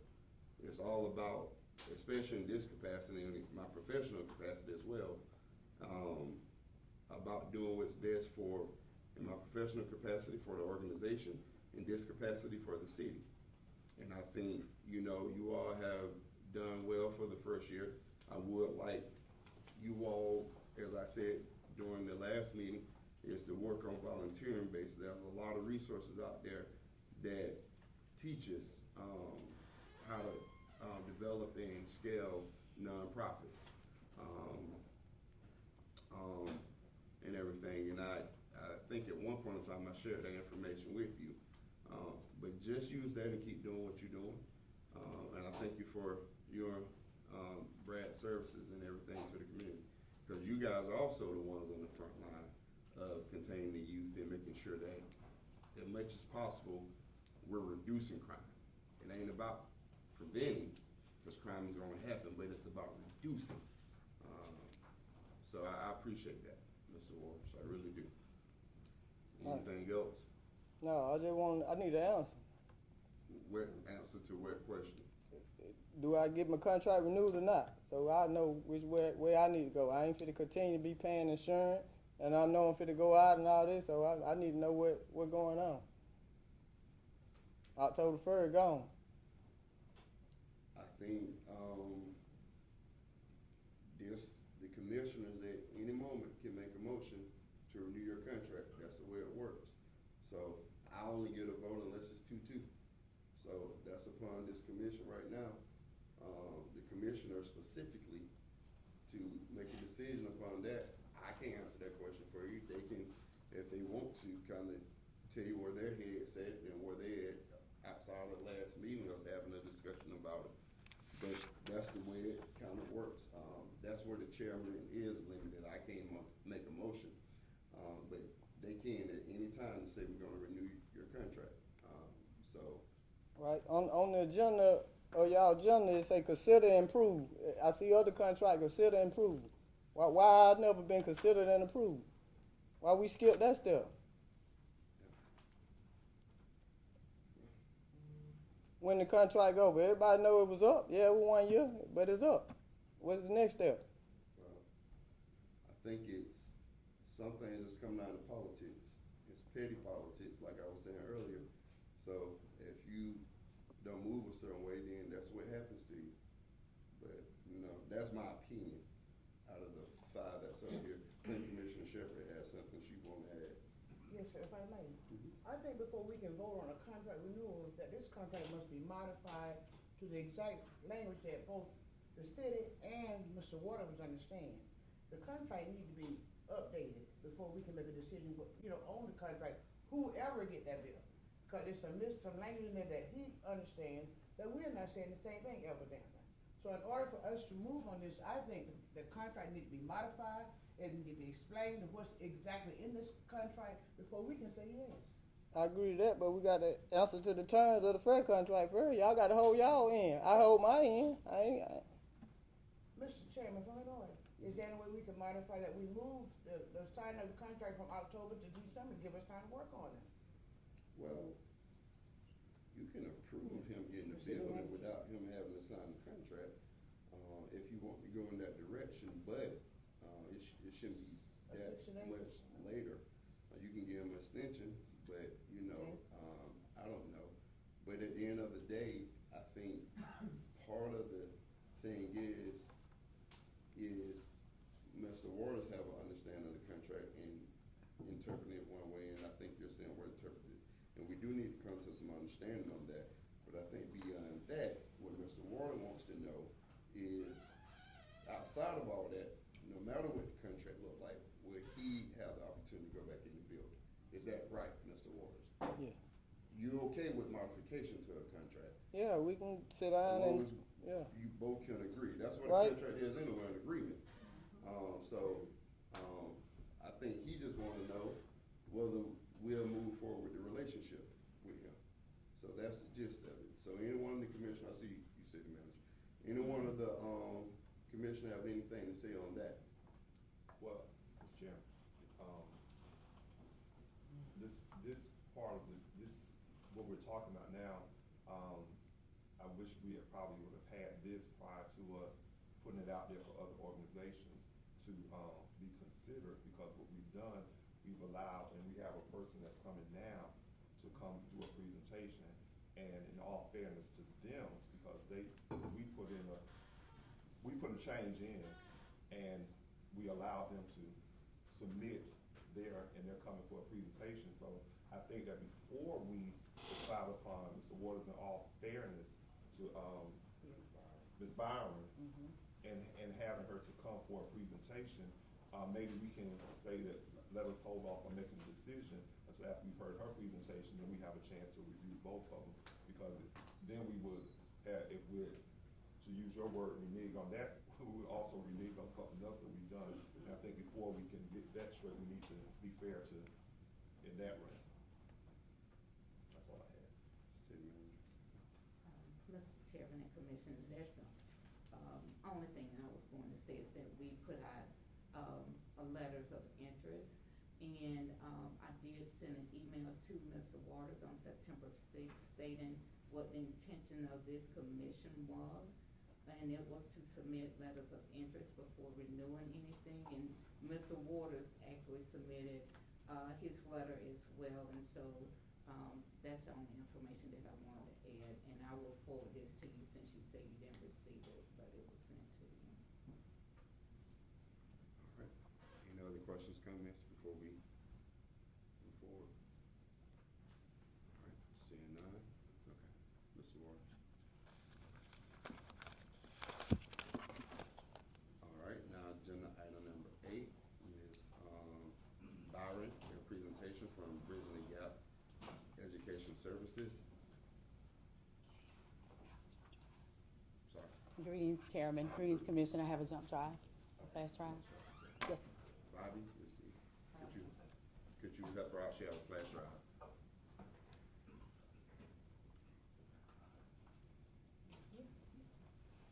How you doing? Great. What about yourself? Pretty well. Greetings, everyone. Okay.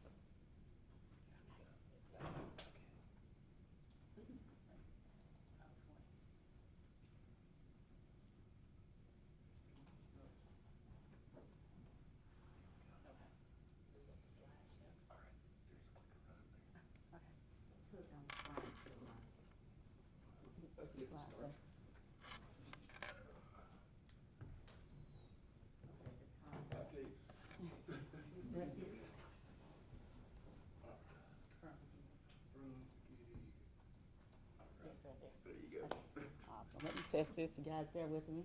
Okay, yes, that's it. Okay, greetings again. I am Julia Byron from Bridging the Gap Educational Services. I am the founder of Bridging the Gap Educational Services. We originated in January of 2016. So who is BGS? That's our acronym, of course. Virginia Capital Educational Service is an educational outreach organization that originated here back in 2016, as I stated.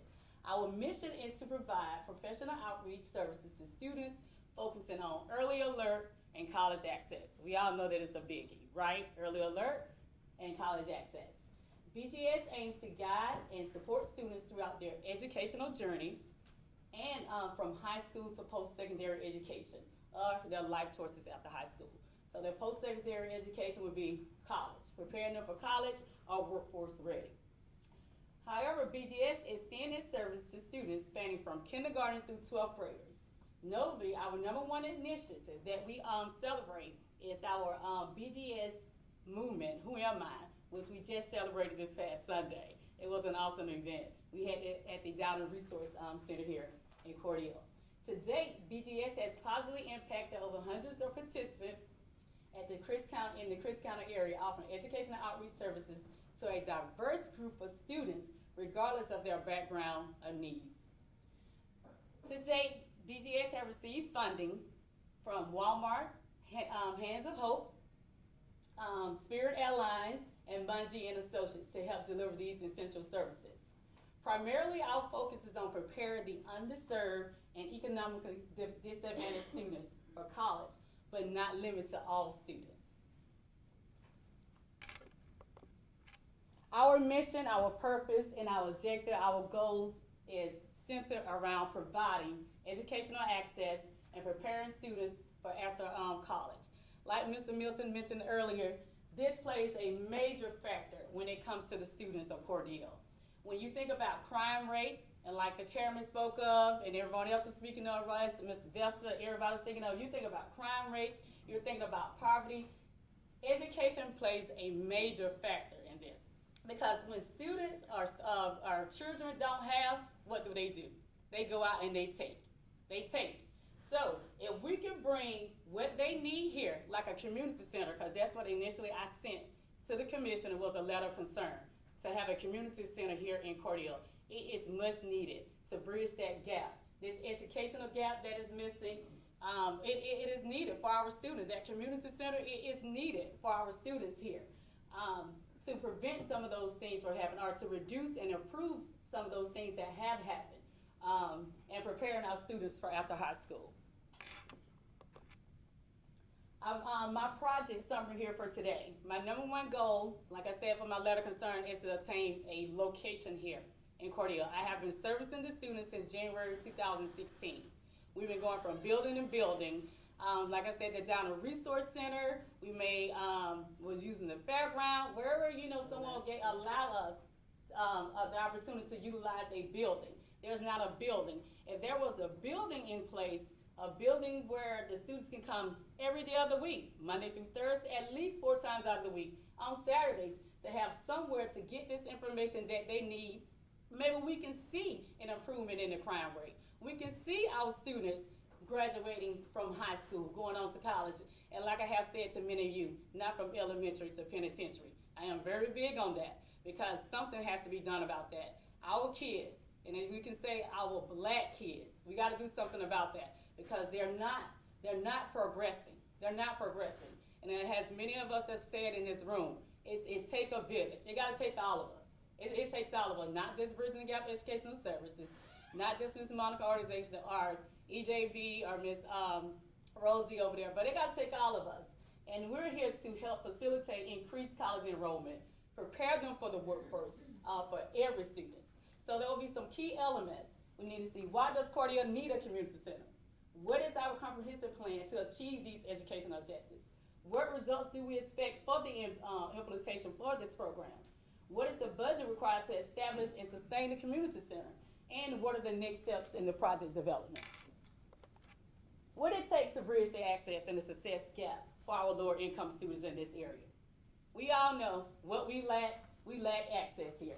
There is not a signature program that's located in Cordele that encompasses all these things that many of us have talked about today in this room. It is much needed to help bridge that gap. It is needed. If we want our students to succeed here in life and build our community, we got to start somewhere. And we can start by that community center. The city of Cordele, upon research, it shows that we face significant challenges. And yes, I did in poverty. And yes, I did read it, as Chairman stated that they said that Cordele is the poorest city. And I was just like, what? You know, I couldn't believe it either. Exceeding 40% in stark contrast to the state 14%. Wow. The city of Cordele, the city that we all live in. So something has to be done about that. And then look at the graduation rate, just 8% points lower. The city's per capita income is $18,182. It's half, a little half of the state income of $37,000. $18,000. $18,000. Your rent per month probably about what, $900,000. You times that by 12, you're looking at $12,000. And if you're saying someone living off $18,102, you have groceries, you know, you have other you have children, you have to buy food, things like that. $18,000. So something has to be done. We gotta start somewhere with our kids. And also, according to public school view, the schools here, we continue to rank below 50% out of 2,168 schools in Georgia. Something has to be done about that in the Chris County area. So it is very, very imperative that we prioritize addressing these educational and income inequalities among our students. Our objectives here. How do we go about doing that? So here, we need to make sure we need to focus on these practices that we have here. We have access to resources. Like Josh, I've been in education over 20 years, but mine more so at the higher education level. So I've been administrator for financial aid, admission, college process. So if you want to know anything about admissions, about college, I am the person to see. So we need to make sure we provide access to resources. How to complete the FAFSA application. We need to make sure there are pamphlets regarding financial aid information, pamphlets regarding scholarships. And I will say this, I have a 23-year-old. She went to SCAD, the Savannah College of Arts and Design. That is a when I say very expensive school to attend. She graduated within her time, but guess what? Her advisor told her, you are the first student that I have seen that had the most scholarship, because you know why? I work in higher education. I know scholarships out there, and you're going to apply. You got to apply. And she applied, and she received. So I know it's there. So we provide this information for the students. They can have access to the same information. Also, educational support, tutoring. Yes, we offer in-person tutoring and online tutoring. Partner with Ms. Rose over there. She had the in-person tutoring. Online tutoring. I already have a partnership for that. It's Learn to Be. So the student will have access to online tutoring as well. Because we have to do what? We have to meet them where they are, right? Also, note-taking skills. I have learned in life, because I'm still a lifelong learner, there are special ways that you have to learn how to take notes. You know, a lot of us just write stuff down, but there are special ways that you can learn how to take notes. So we'll make sure that we instill that how to note-take, how to prepare themselves for study, how to study. So study skills, as well as time management. We all know this plays a biggie. It's never too early to start them when they're young with time management. They need to prioritize that as well. Test-taking skills.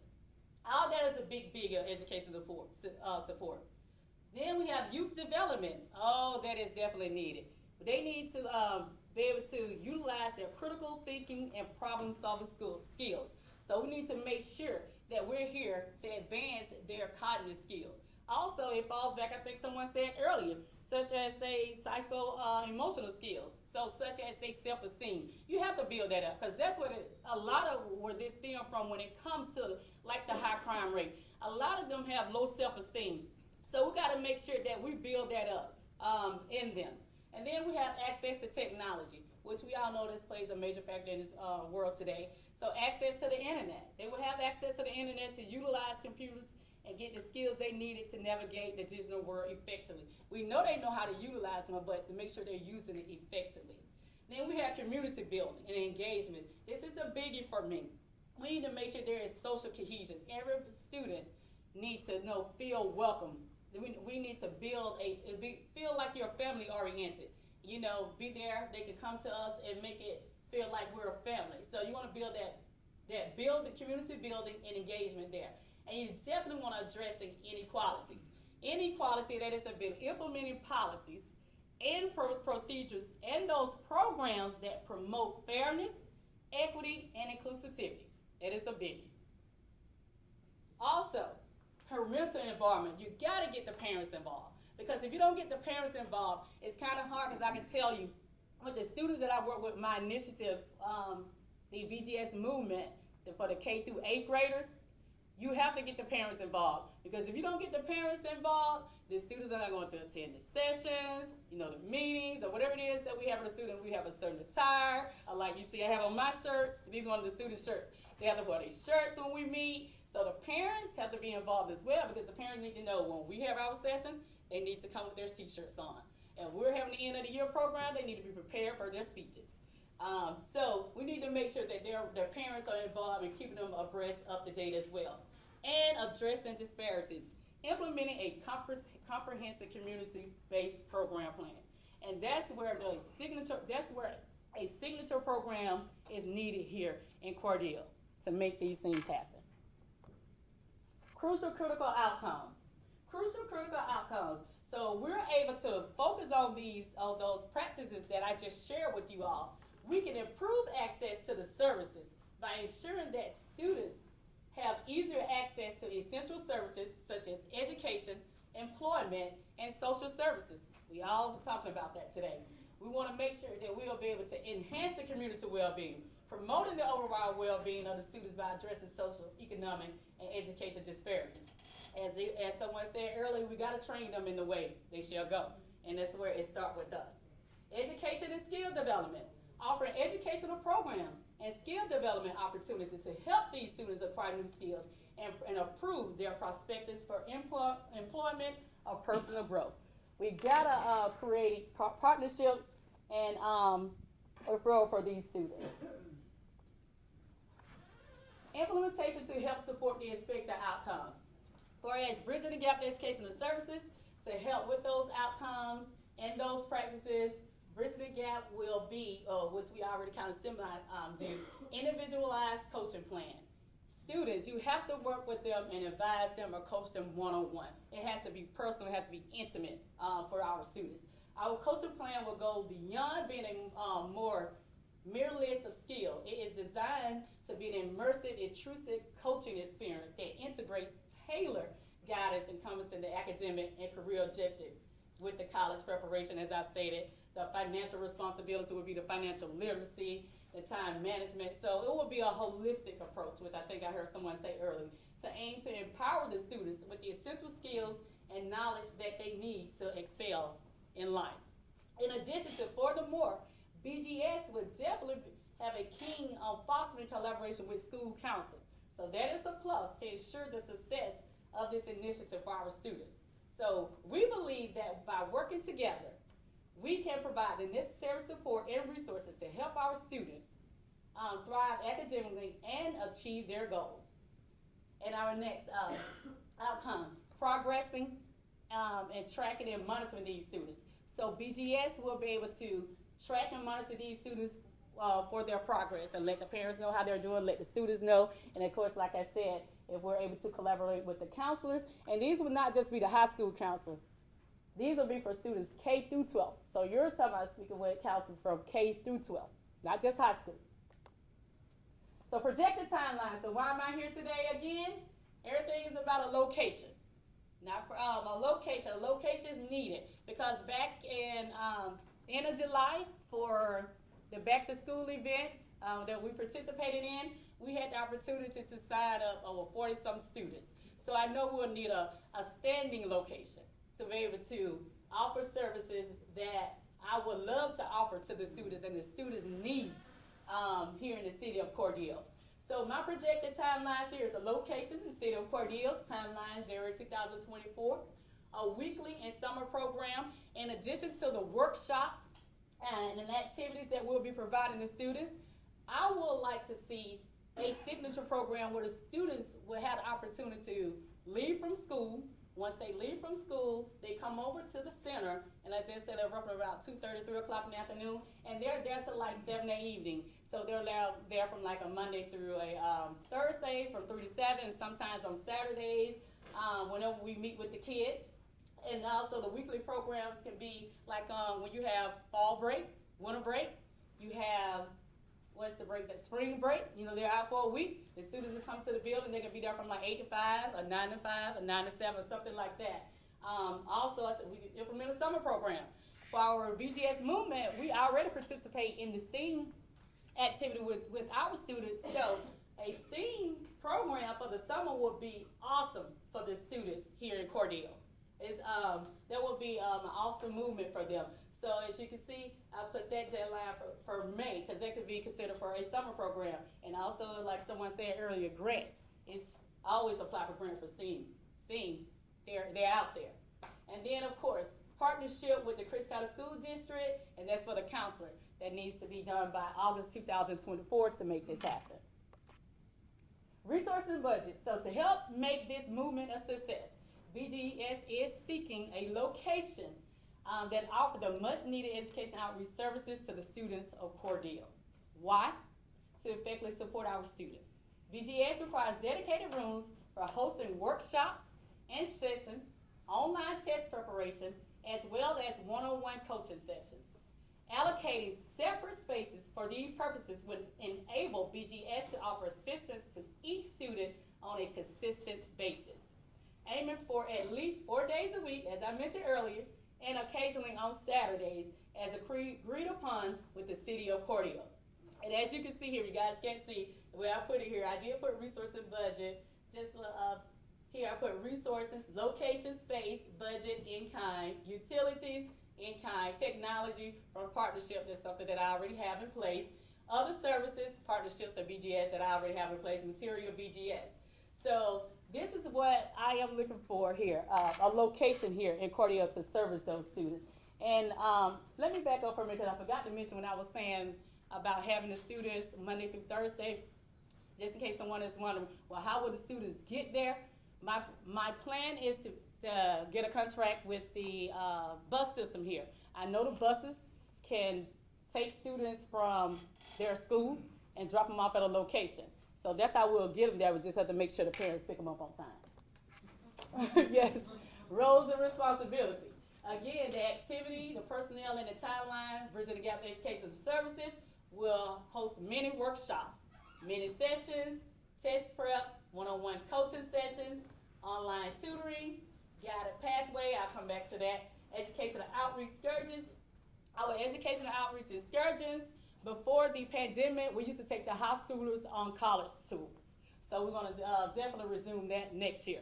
So we'll start that back up next year. In addition to the college tours, I would love to take the young kids on youth leadership conference and youth programs.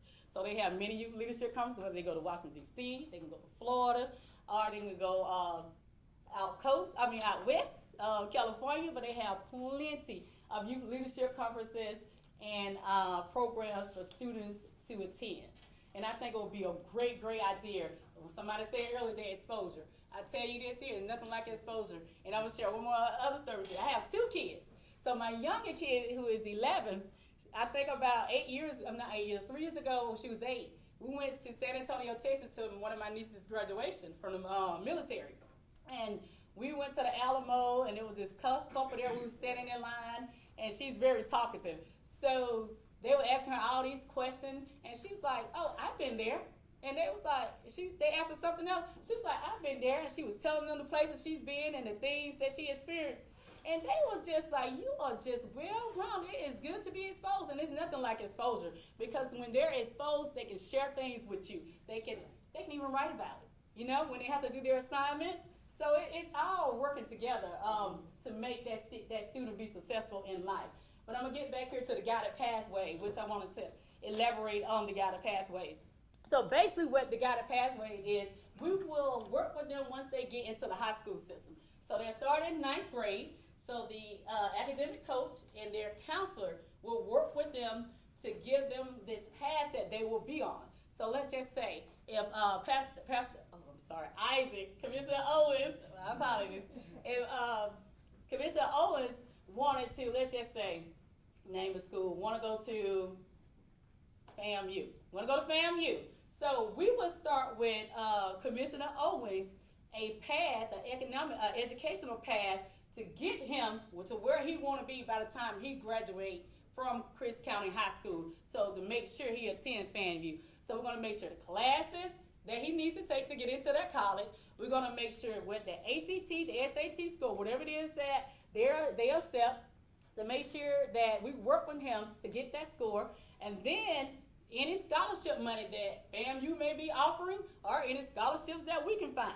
But we're going to make sure that we help provide the information that student needs to get them to where they're trying to go. So that is the guided pathway. I want to come back to that one. So essentially, the Community Resource Center will function as a crucial link, a hub, connecting students with an array of service and perspective within their reach. Within this space, individuals can implore assistance, acquire knowledge, develop skills, and foster connections with peers, all of which collectively work towards enhancing the overall quality of the life for the student. Thank you. This is my organization and some of the kids who participate in the BGS movement. So the BGS movement is where the students, they meet. We work with them with time management. We work with them with etiquette skills. We do STEAM with them. We just do formal activity with them. But the overall goal for this particular program for our students, they have to prepare a speech based on who am I am. So they prepare the speech and they have to recite their speech for the opportunity to win a $500 scholarship. The $500 scholarship goes to region based into their name, and they get to use it, supposed to be for college, or like I say, college not for everyone. So they decide to go into the workforce, but that is their money once they graduate from high school. So that is the BGS movement. Any questions or concerns? Yes. Yes, ma'am. Your program sounds excellent, and I have somewhere I have to be, so I didn't want to walk out without telling you how wonderful your presentation was. Oh, thank you. I do have to leave, and I do like everything about your program. Awesome. Thank you so much. All right, any other commissioners' questions or concerns? I see Ms. Bowery posed to you. Mr. Chair, it's me again, may I? Mm-hmm. I am very familiar with BGBS. When the program incepted in 2016, I was invited to MC their program. I've also witnessed someone from WALB coming and addressing the students. Mr. Brian Hollywood from Valdosta, Georgia came to address the students. Ms. Lisa Harris was there speaking to the student, and also they had several judges to judge the speeches. And those kids was on T. I am who I am. They were driven. They had me saying, I am. You know they were a motivated group of young people. The majority of these young people, ladies at this time, young girls, we had a couple of young men, but the young ladies, they was on cue. Yes, and I thank you for the services. Thank you. Thank you. Excellent. Thank you. All I can say is excellent. Thank you. Beautiful job. Thank you. Your presentation, do you actually have your pamphlets? Do you have that? Because that would be, because you give us a lot of information. I'll And print them I out know and we give it to you. got No. some of it here, but Okay. just so we will have something to refer to. Okay. I can print it and give it to you. Yes, ma'am. Go ahead. I like the presentation from both groups, and I like to see these young people working together in this community. One, let's stay here with Ms. Bauer for a moment. I have some specific questions. So when you say individual coaching plan, is that similar to like an individual success plan? It is. You just Just call call it a different thing on your organization? Yes. Okay, gotcha. And early alert. So could you explain what early alert is to the rest of us? So early alert, say for an example, and let's say we'll have to go to high school. High school. Let's just say if a counselor shares with Bridge and Gap Education Services that a student is not performing well, and let's just say tutoring a math subject. So what we will do, we will start reaching out to the individual, start calling, emailing, get the individual in the center, and starting to work with them. So before midterms coming up, so we want to make sure that we get them back on the right path moving forward. And then, so you also talked about how you'll get the kids there. So the Yes. great thing about the building is it's not too far from the bus station. Okay, yes, So that's right. maybe you can work something out if, you know, that's the case, however we move forward with, them, you know, they probably won't be able to take the kids inside the fence, but if they can drop them off and staff can supervise, you know, Right. they're walking Mhm. from the bus to that, cause, I mean, we're talking about what, a block? Mhm. A block at most, yeah, so that possibly is a really great idea, cause it wouldn't cost any extra resource. Cause when you first said, I was thinking, they having a problem getting bus drivers all Okay. over the nation, and, you know, but we know those buses have to return at some point to the shop. Mhm. So, that may be a good thing. And then, you did hit on, okay, you answered that question, I was gonna ask specific skills, but you talked about that. And, definitely the social emotional learning. Yes. SEL is becoming big, more and more It is. research comes out, they're trying to implement it in schools. Mhm. So that is great, that is really good.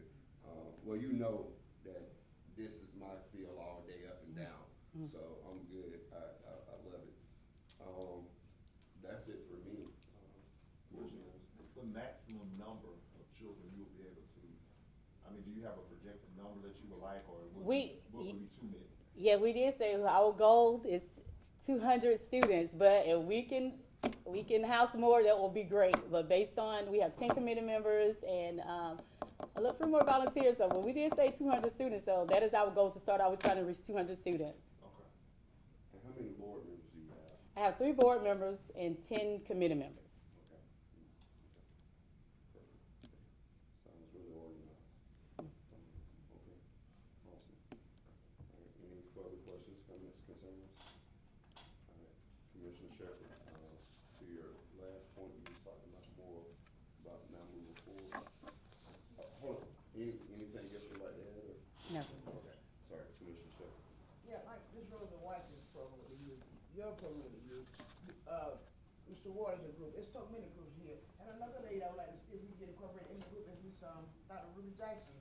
I mean, she was a very instrument in youth, in the past in our community. So yes, sir, I will be on board.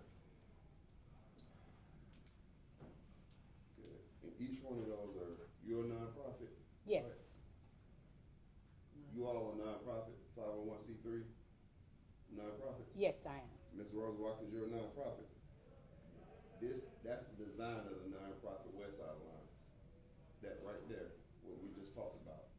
And if we're gonna utilize and do that, it was put before this commission, so it's a little frustrating that we have been at it for 2 years, but that was the whole point and concept of the nonprofit Westside Alliance. It was written out, it was sent to this commission, it was laid out several times, put up for a vote several times for this commission to do exactly what we're talking about here today. Empowering each one of those nonprofits, because I can tell you, they can do a lot better job than the 5 of us can with what they already do. And I will like to see collaboration and collaboration and partnership among nonprofits, because I don't think there's enough kids and family here where you all do not have to compete with one another. You might compete with funds at some point, which is a good thing. But as far as the services, when you got almost 50% poverty, that's enough for each one of you guys to have your hands full, then need extra support, then need extension of staff, then need more resources.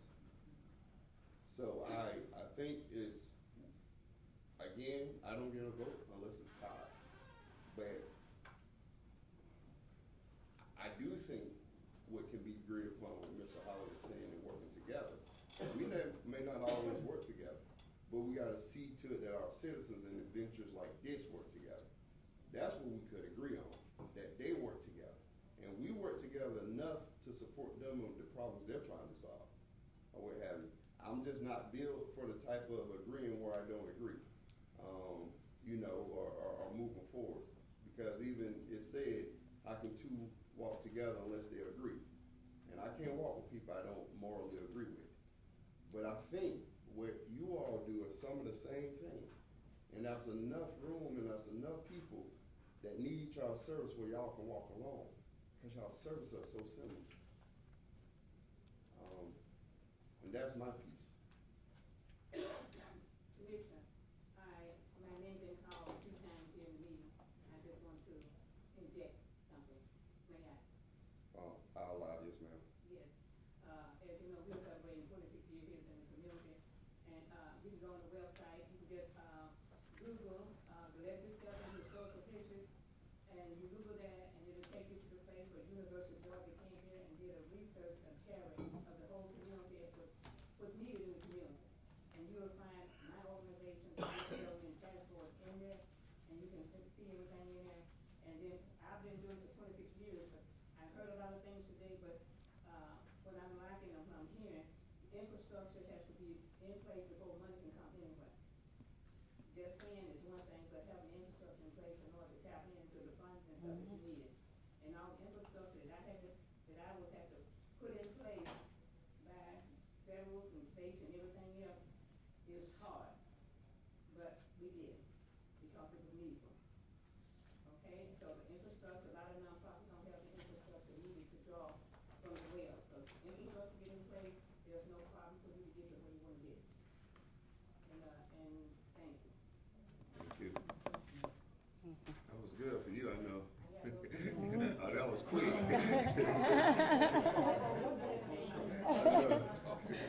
As quick as I ever seen you get me. But anyway, and I am a professional, and I have a degree, and my work that I have done here is input. I'm working on my dissertation, and put in what I saw and what needful that I had to go through to make the barriers out of the way and make the problem better.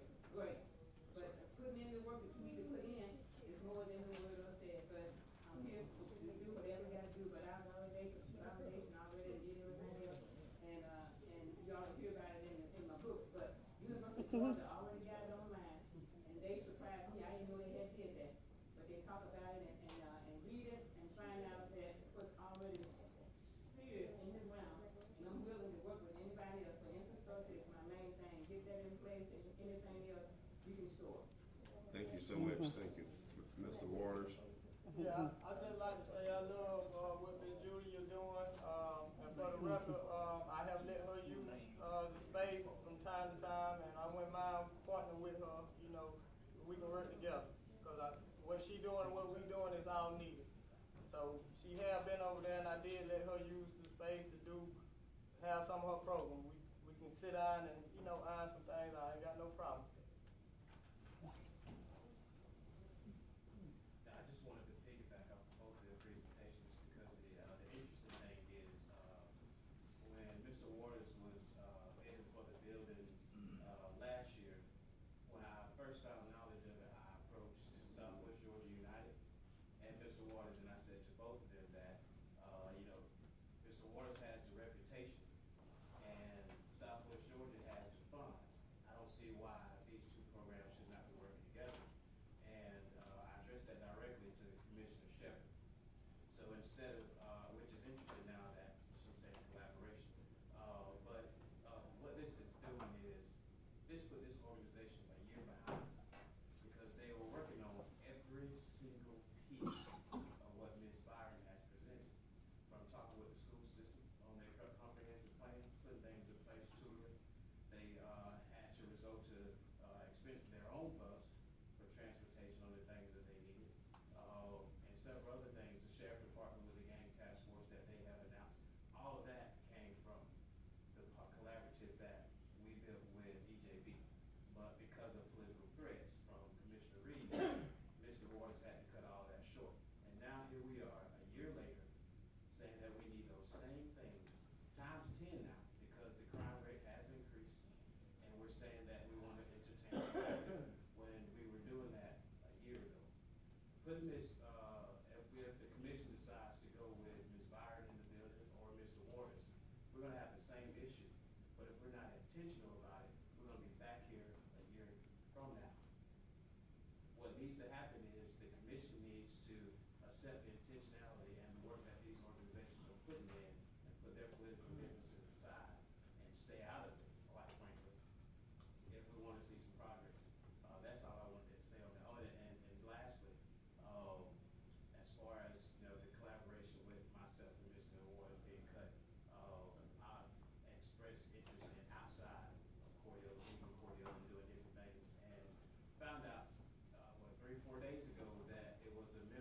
city of Cordele that called and stepped in the way of an opportunity that I had.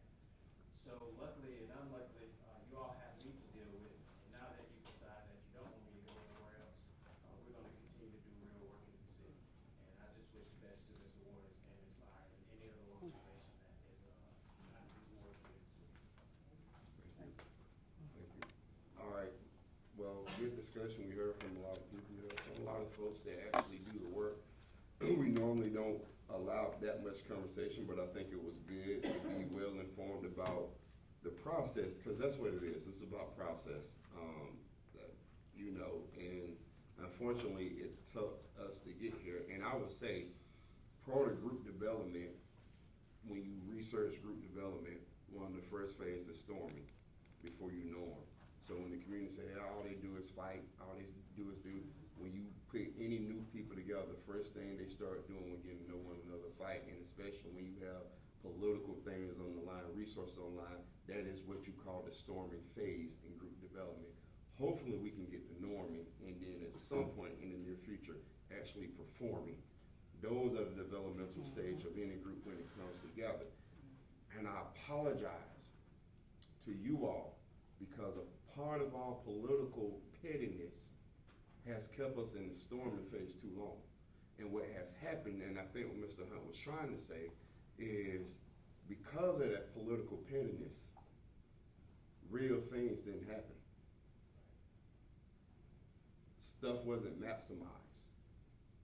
And I think that's the sentiment that we can take from this whole meeting, that what we do up here, I don't mind about fighting. If I get punched below the belt, I'm gonna punch back. But when I leave here, I'm always committed to the growth of Cordele. Even here, when I fight, it's still about the growth of Cordele. And we have to understand that some things are above politics. And I believe our youth is above politics. And that's coming from somebody that has volunteered without asking for a penny from some organization. And the money came later, when they saw my value. They offered me contracts later. So it ain't always about the money. It's a selfless job a lot of times, just like we serve, most of us. Nonprofit work, social work, case work, it's a selfless job. And I appreciate what you all doing, and I apologize on behalf of this commission to us not getting out the way of our political pettiness, to see you all be exactly what you all could be if we could walk and agree together on some things. Because I do believe that's partly what caused this connection between you all working together. Because we are the leaders of the city, and we do lead, and unfortunately, I still have some learning to do. I'm young though, and I'm gonna accept myself as flawed. That's okay. But I do think however we move forward, we can move forward in a way, not because of politics, but in a way of growth, a way that whichever organization, our organization that we're invited to share this space, share this building, it will be about the growth of Cordele and not any politics. So that's my piece, and I just wish whatever we do, there's a way to empower you all in every way, and continue to empower you all. It just start with the building, but you all need other support, even if we can't do anything but point you somewhere, because I don't believe everything has to come from the city, but I do believe we haven't been pulling our fair share of the weight. So I thank you, Ms. Bond, for your presentation. Thank you all for your time. Thank you. Good presentation. All right. Agenda item number 9, potential sale of Boys and Girls Club Gymnasium. Do we have a motion to discuss this item? So moved. Second. It's been properly moved and second that we discuss agenda item number 9, potential sale of Boys and Girls Club. Any discussion? Okay. Yes. Okay, I just saw that on the agenda as well, potential of the Boys and Girls Club, so that's the building that's adjacent to the That is correct. JV. Yes, that's not the ES building. I asked why you all are thinking about selling the building? We'll get there. Oh, okay. Yeah, we got to discuss, cause I don't know either, so I'm about to ask, if nobody come up with it, I'm gonna ask for some background, cause I'm clueless. Okay. All right, any discussion from the commissioners? Yes, background was, the city of Cordele discussed demolishing that building, because of the repair that the building was needing. And since then, I've been approached by a couple of people that, has found funding and said they would buy the building if we would sell them the buildings. That keeps us from tearing the building down, keeps us away from that cost, but, it would have to be bidded out, you know, but I've had people ask about the potential sale of the building. My question, Yes, sir, ma'am. will the building be moved to another location, or do they plan on buying the land as well, or just a package deal, or what are we saying? They wanted to buy the land as well. I spoke with the, city manager, and city manager, if you will, about the, division of the land. Well, the information that I have is regarding the gymnasium. Of course, last year we received a report from the structural engineer that the building was condemned. So when, the vice chairman asked me about the building, I told him, you know, the building has been condemned. We need, to decide the direction that we're going to go in with that building, because according to his report, you know, we need to, condemn the building, because right now there are no activities in the building. And so, again, if the decision is made to move forward with, selling the building, of course it would have to be as is, meaning whoever the buyer is responsible, you know, for demolishing the building, making the improvements or whatever. But also when a city sell property, it has to be advertised in the newspaper, and it goes to the highest bidder. So those who are expressing an interest in the building, may not be the ones who end up with the building, because again, as a city, if we're selling property, it's advertised and it goes to the highest bidder. And so it would just be the location where the building is located. My only question is, we're going to the person with the highest bidder. What if we don't meet our expectation? Do we have the right to not accept any and all bids? Yes, you can always include that this body has the right to accept or reject all bids. Anything, Commissioner? So we're saying because deeming that the building is, unfit, there's no work that can be done to it all to reinforce based on what the engineer saying. The structural engineer recommendation was to demolish the building, because it's condemned the building, and that's why it's been padlocked since last year. Did we get a second opinion on that, second report? We did not, but we can. And my reason for asking that, I mean, just based on what we've heard today, you know, that side of it, you know, partnering with somebody in the community, businesses that have done things that we've given contracts to, maybe they could come back in and do something to the building, that we could take the building and use it still, because hearing these presentations that we've heard today, that could be a way. Or if the building is demolished, again, going back to partner with somebody, another business locally, cause, maybe give in-kind donations to structure a building that we can still use for to meet the needs of what we've been talking about today.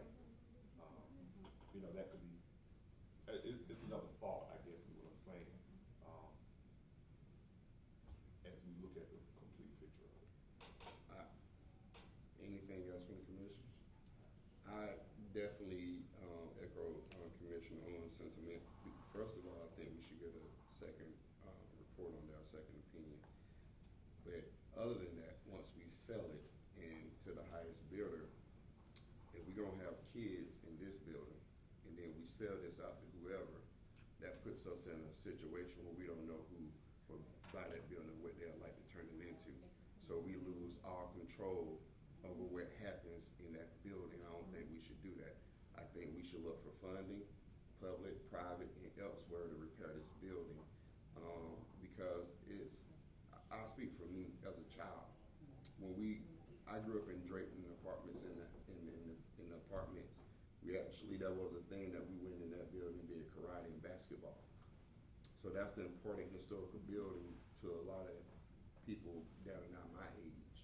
I remember those karate lessons that I got for free because we lived in Drayton, a public housing and basketball that we did. So I am vehemently against selling to a private interest because then we no longer able to control what goes there. Outside of zoning requirements and things like that, but that's just Harry. We will not be able to use the Yes Center right now for anything other than that. I think until like 2026 or something. So we know that's going to have to serve some form of service until that's up. It's just that feel risky to me. Mr. Waters, be quick, because we gotta move on. Yeah, well, I have documentation back in 2005 where they said the same thing, the gym should be condemned. But actually, in actuality, the gym is connected to the Yes building up under the stipulation, because I have documentation from DCA to where it said that the city supposed to revamp the old gymnasium. And so that, they had funding to build 2 new buildings. Instead of building 2 new buildings, they built that one that's supposed to revamp the gym, but they did not during that time. I have that documentation. Okay. Anything else? Mr. Chairman, since that building is mostly used for the recreation part of the services, and the county is what handling the recreation, could we possibly partner with the county and see what can be done to that building? Well, this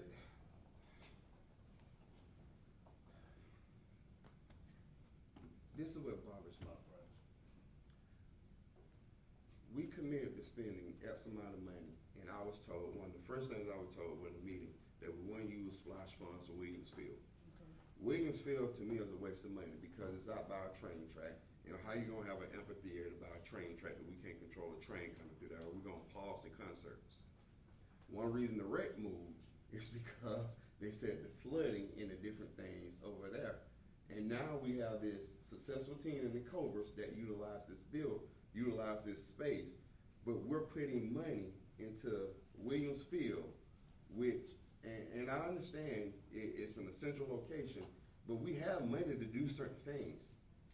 But it gets me when we talk about, and that's to me part of the petty politics.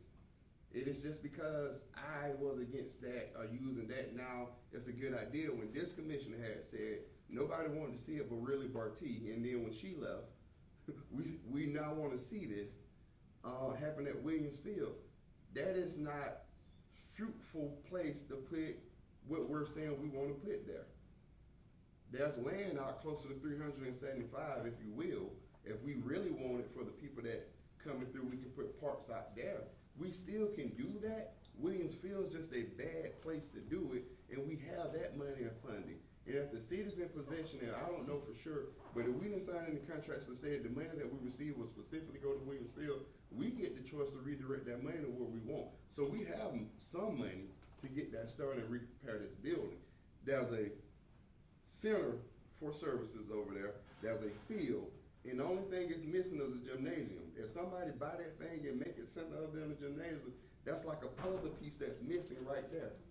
So we have money that we're planning on spending somewhere else.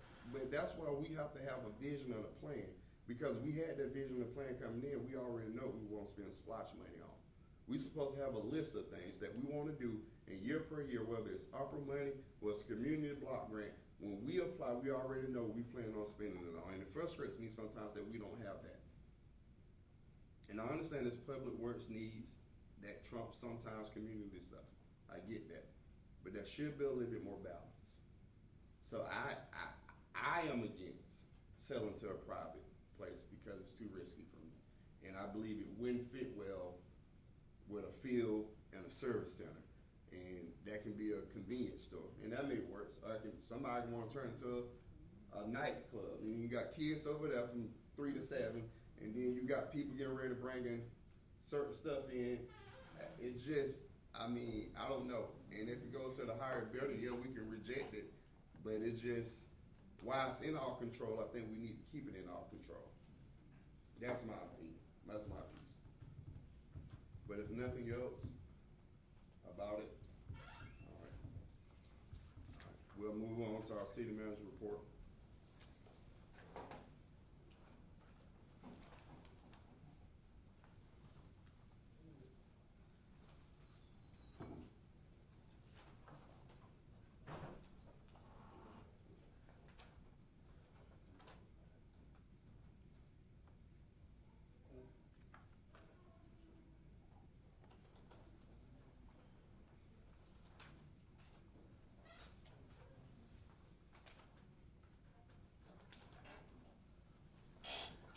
Good morning again, Chairman, City Commissioners.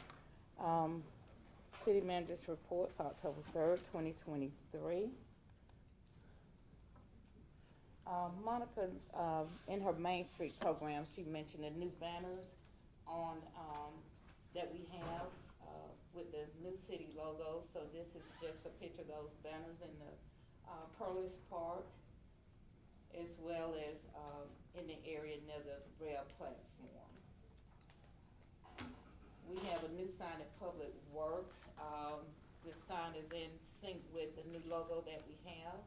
And so some of the things that we speak about or talk about at the City Commission meeting, I just felt maybe if we can start presenting a visual of some of the things that we're referring to and talking about, that the community will be able to see the photos.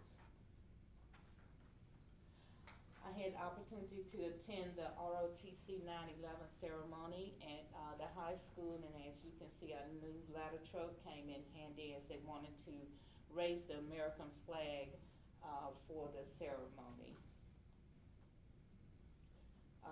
We had the Deputy Fire Chief penning ceremony on September 15th. And so now we have, in addition to the fire chief, we have a deputy fire chief. And of course, these are some of the fire personnel in their dress uniform. And so just some of the events that were held during September, and some of this is just repeat or continued from my report that was prepared for September 19th. We had a Main Street Music Festival on September 9th. As Monica Renfro mentioned, the District 8 Georgia Municipal, the Region 8 Main Street Managers Meeting was held here in the city of Cordele on September 14th. Commissioner Shepherd and I attended the District 8 Georgia Municipal Association meeting that was held on September 13th in Reynolds, Georgia. The Public Safety Appreciation Dinner was held on September 14th. The Chamber recognized our public safety officials. In addition, they had a nice meal and they had the opportunity to win door prizes. I had the opportunity to attend West Georgia Central Community Action inaugural recognition and fundraising banquet. It was well attended and it was a really nice event. That event was held on September 16th. And then as Irene mentioned in her report, we do have a Board of Zoning Appeals meeting scheduled for October 10th at 10 a.m. Just to highlight a few new businesses that we have in the community. We have Audiology Services Company, USA LLC. It is a hearing aid sales and service company located at 1001 Grist Street. Capstone Logistics LLC, limited specialty contractor located at 1805 Kelly Road. Electrify America LLC, those are the new electric charging stations at 1215 East 16th Avenue. Harris Employees Credit Union, a finance credit institution located at 315 West 12th Avenue. And then Sheer Magic 2.0 LLC, which is a pet grooming business located at 1028 East 24th Avenue, Suite D. As the police chief mentioned, the National Faith and Blue Coat Drive is still ongoing. Donations will be accepted through Friday, and of course, the distribution will be on Saturday, October 7th, from 9 a.m. to 12 p.m. at Northern Heights Church. There's a community group that is offering appearance, overcoming with effective relationships and resources event this coming Saturday, October 7th at 10 a.m. The event will be held at the UGA Extension Center located at 110 West 13th Avenue. And of course, they will have food, door prizes, collaboration, conversation, and strategies. October is Breast Cancer Awareness Month. As you can see, I have on my pink, and I see others with pink on, so just encouraging you all to remember that October is Breast Cancer Awareness Month. Some people have asked why the flags lowered at City Hall. President Biden ordered flags to be flown at half-staff as a mark of respect for the memory of Senator Dianne Feinstein, the longest-serving female senator in U.S. history. Flags will be flown at half-staff until sunset on the day of her interment, which is scheduled for October 5th. So that's why the flags are at half-staff. And so just a couple of items before I continue on with the presentation. As Steve mentioned, we have been working with Express Disposal regarding the sanitation contract, and we hope to bring that contract before you at the October 17th meeting. And then in Teddy's report, UCNT, he mentioned the lead service line inventory. We submitted a grant to GFA, and we were awarded $60,500. That is for inventory only. And so now the portal is open to apply for funding for replacement of those lines, because any lines that we find that contains lead, we are going to have to replace those. And so we will be submitting an application to receive funding for replacement of those lines.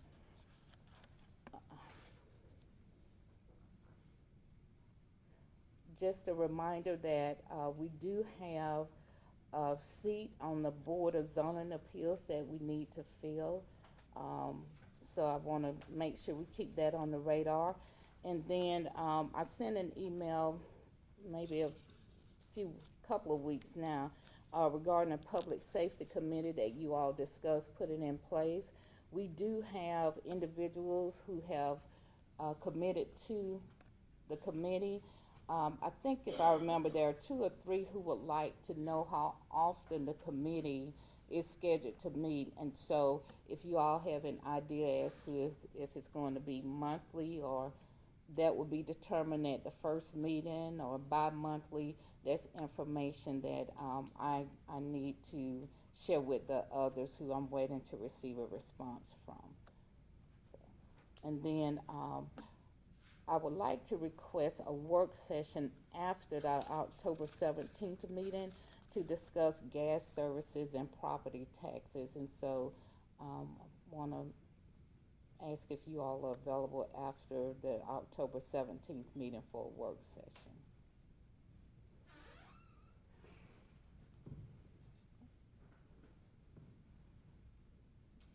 Are you done with your manager's report? Oh, no, I have a few more slides. So you want to come back to those 2 items? Okay, all right, thank you. Okay.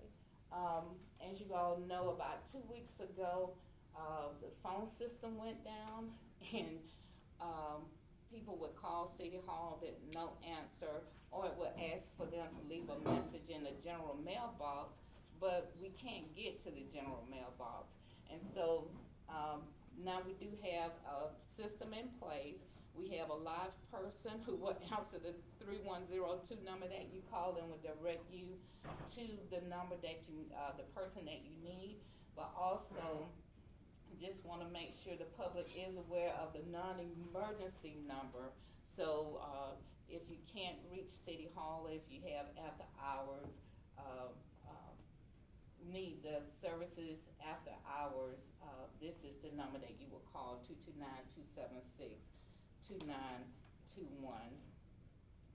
Just a reminder that city offices will be closed Monday, this coming Monday, October 9th, in observance of Columbus Day. We will reopen on Tuesday, October 10th at 8 a.m. And then also in my report, you have the list of meetings and events that I attended in September. And that's all that I have. Any questions for our city manager in the report? Seeing none, I think that was a motion to, or a request to have work session after October 17th meeting for gas. Just to discuss gas services and property taxes. Gas service and property taxes. Yes. And property taxes. So commissioners, if you all think that's doable, I think it's asking for a motion to approve a work session for October 17th to discuss gas service and property taxes.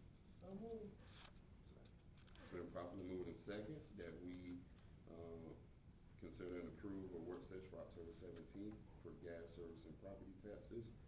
Any discussions? Seeing none, we shall proceed to vote. Commissioner Shepherd, how do you vote? Yes. Commissioner Reeves? Yes.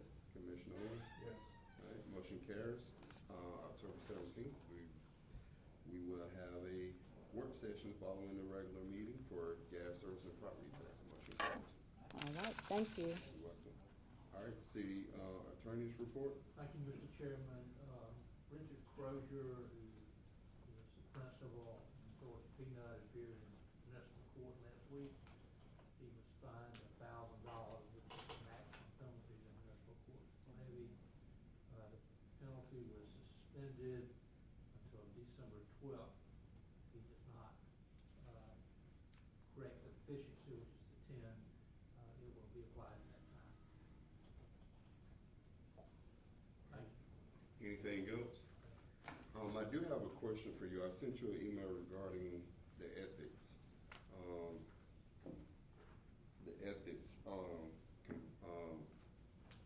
Officer, and on that you made a statement and in the September 5th meeting that all elected officials was contacted as far as, informing them. Mr. Chairman, I think I replied to your email, and my answer is that I contacted those that could vote. When you say those can vote, what do you mean by that? Those, there was we need 3 people to vote in any matter that comes before the council.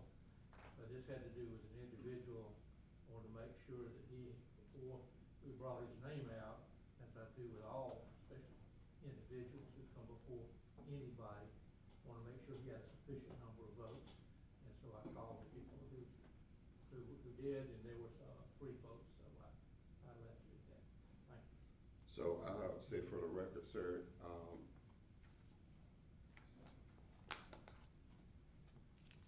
that is, if there's a matter before this city, you need to show each elected official the proper respect and call each elected official. When you call on the ones you need or say that can vote, the chairman can vote and such.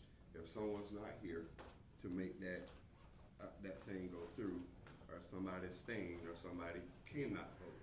So you need to call each elected official and show each elected official they give respect and know what's going on with the city. It's not enough to call the members you like, or just 3 of them, because you also don't want to leave any elected official in the dark, in the blind side. That's something that none of us should tolerate, because it happened to me, it can also happen to the rest of them. And that's just, I don't even know what to say on that. That's just, Thank you there very needs some much, standards. Mr. Chairman. I feel duly admonished. I'm sorry? I said thank you. I said I feel duly admonished. Yeah, well, don't let that happen again. You need to call each and every one of us when something happens. That's why we got in this situation with a few other things of you playing politics. So moving forward, be mindful of that. That is not fair and that's not okay. The people voted and you yourself should understand that for each one of us. And I am not gonna keep tolerating your actions in that regard. So don't let it happen again. All right, is there any need to go into executive session? All right, thank you. At this time, we'll call for a motion for adjournment. Then properly move that we adjourn this meeting at 11:35, Tuesday, October 3rd. All in favor, let it be known by voice vote aye. Aye. Meeting adjourned.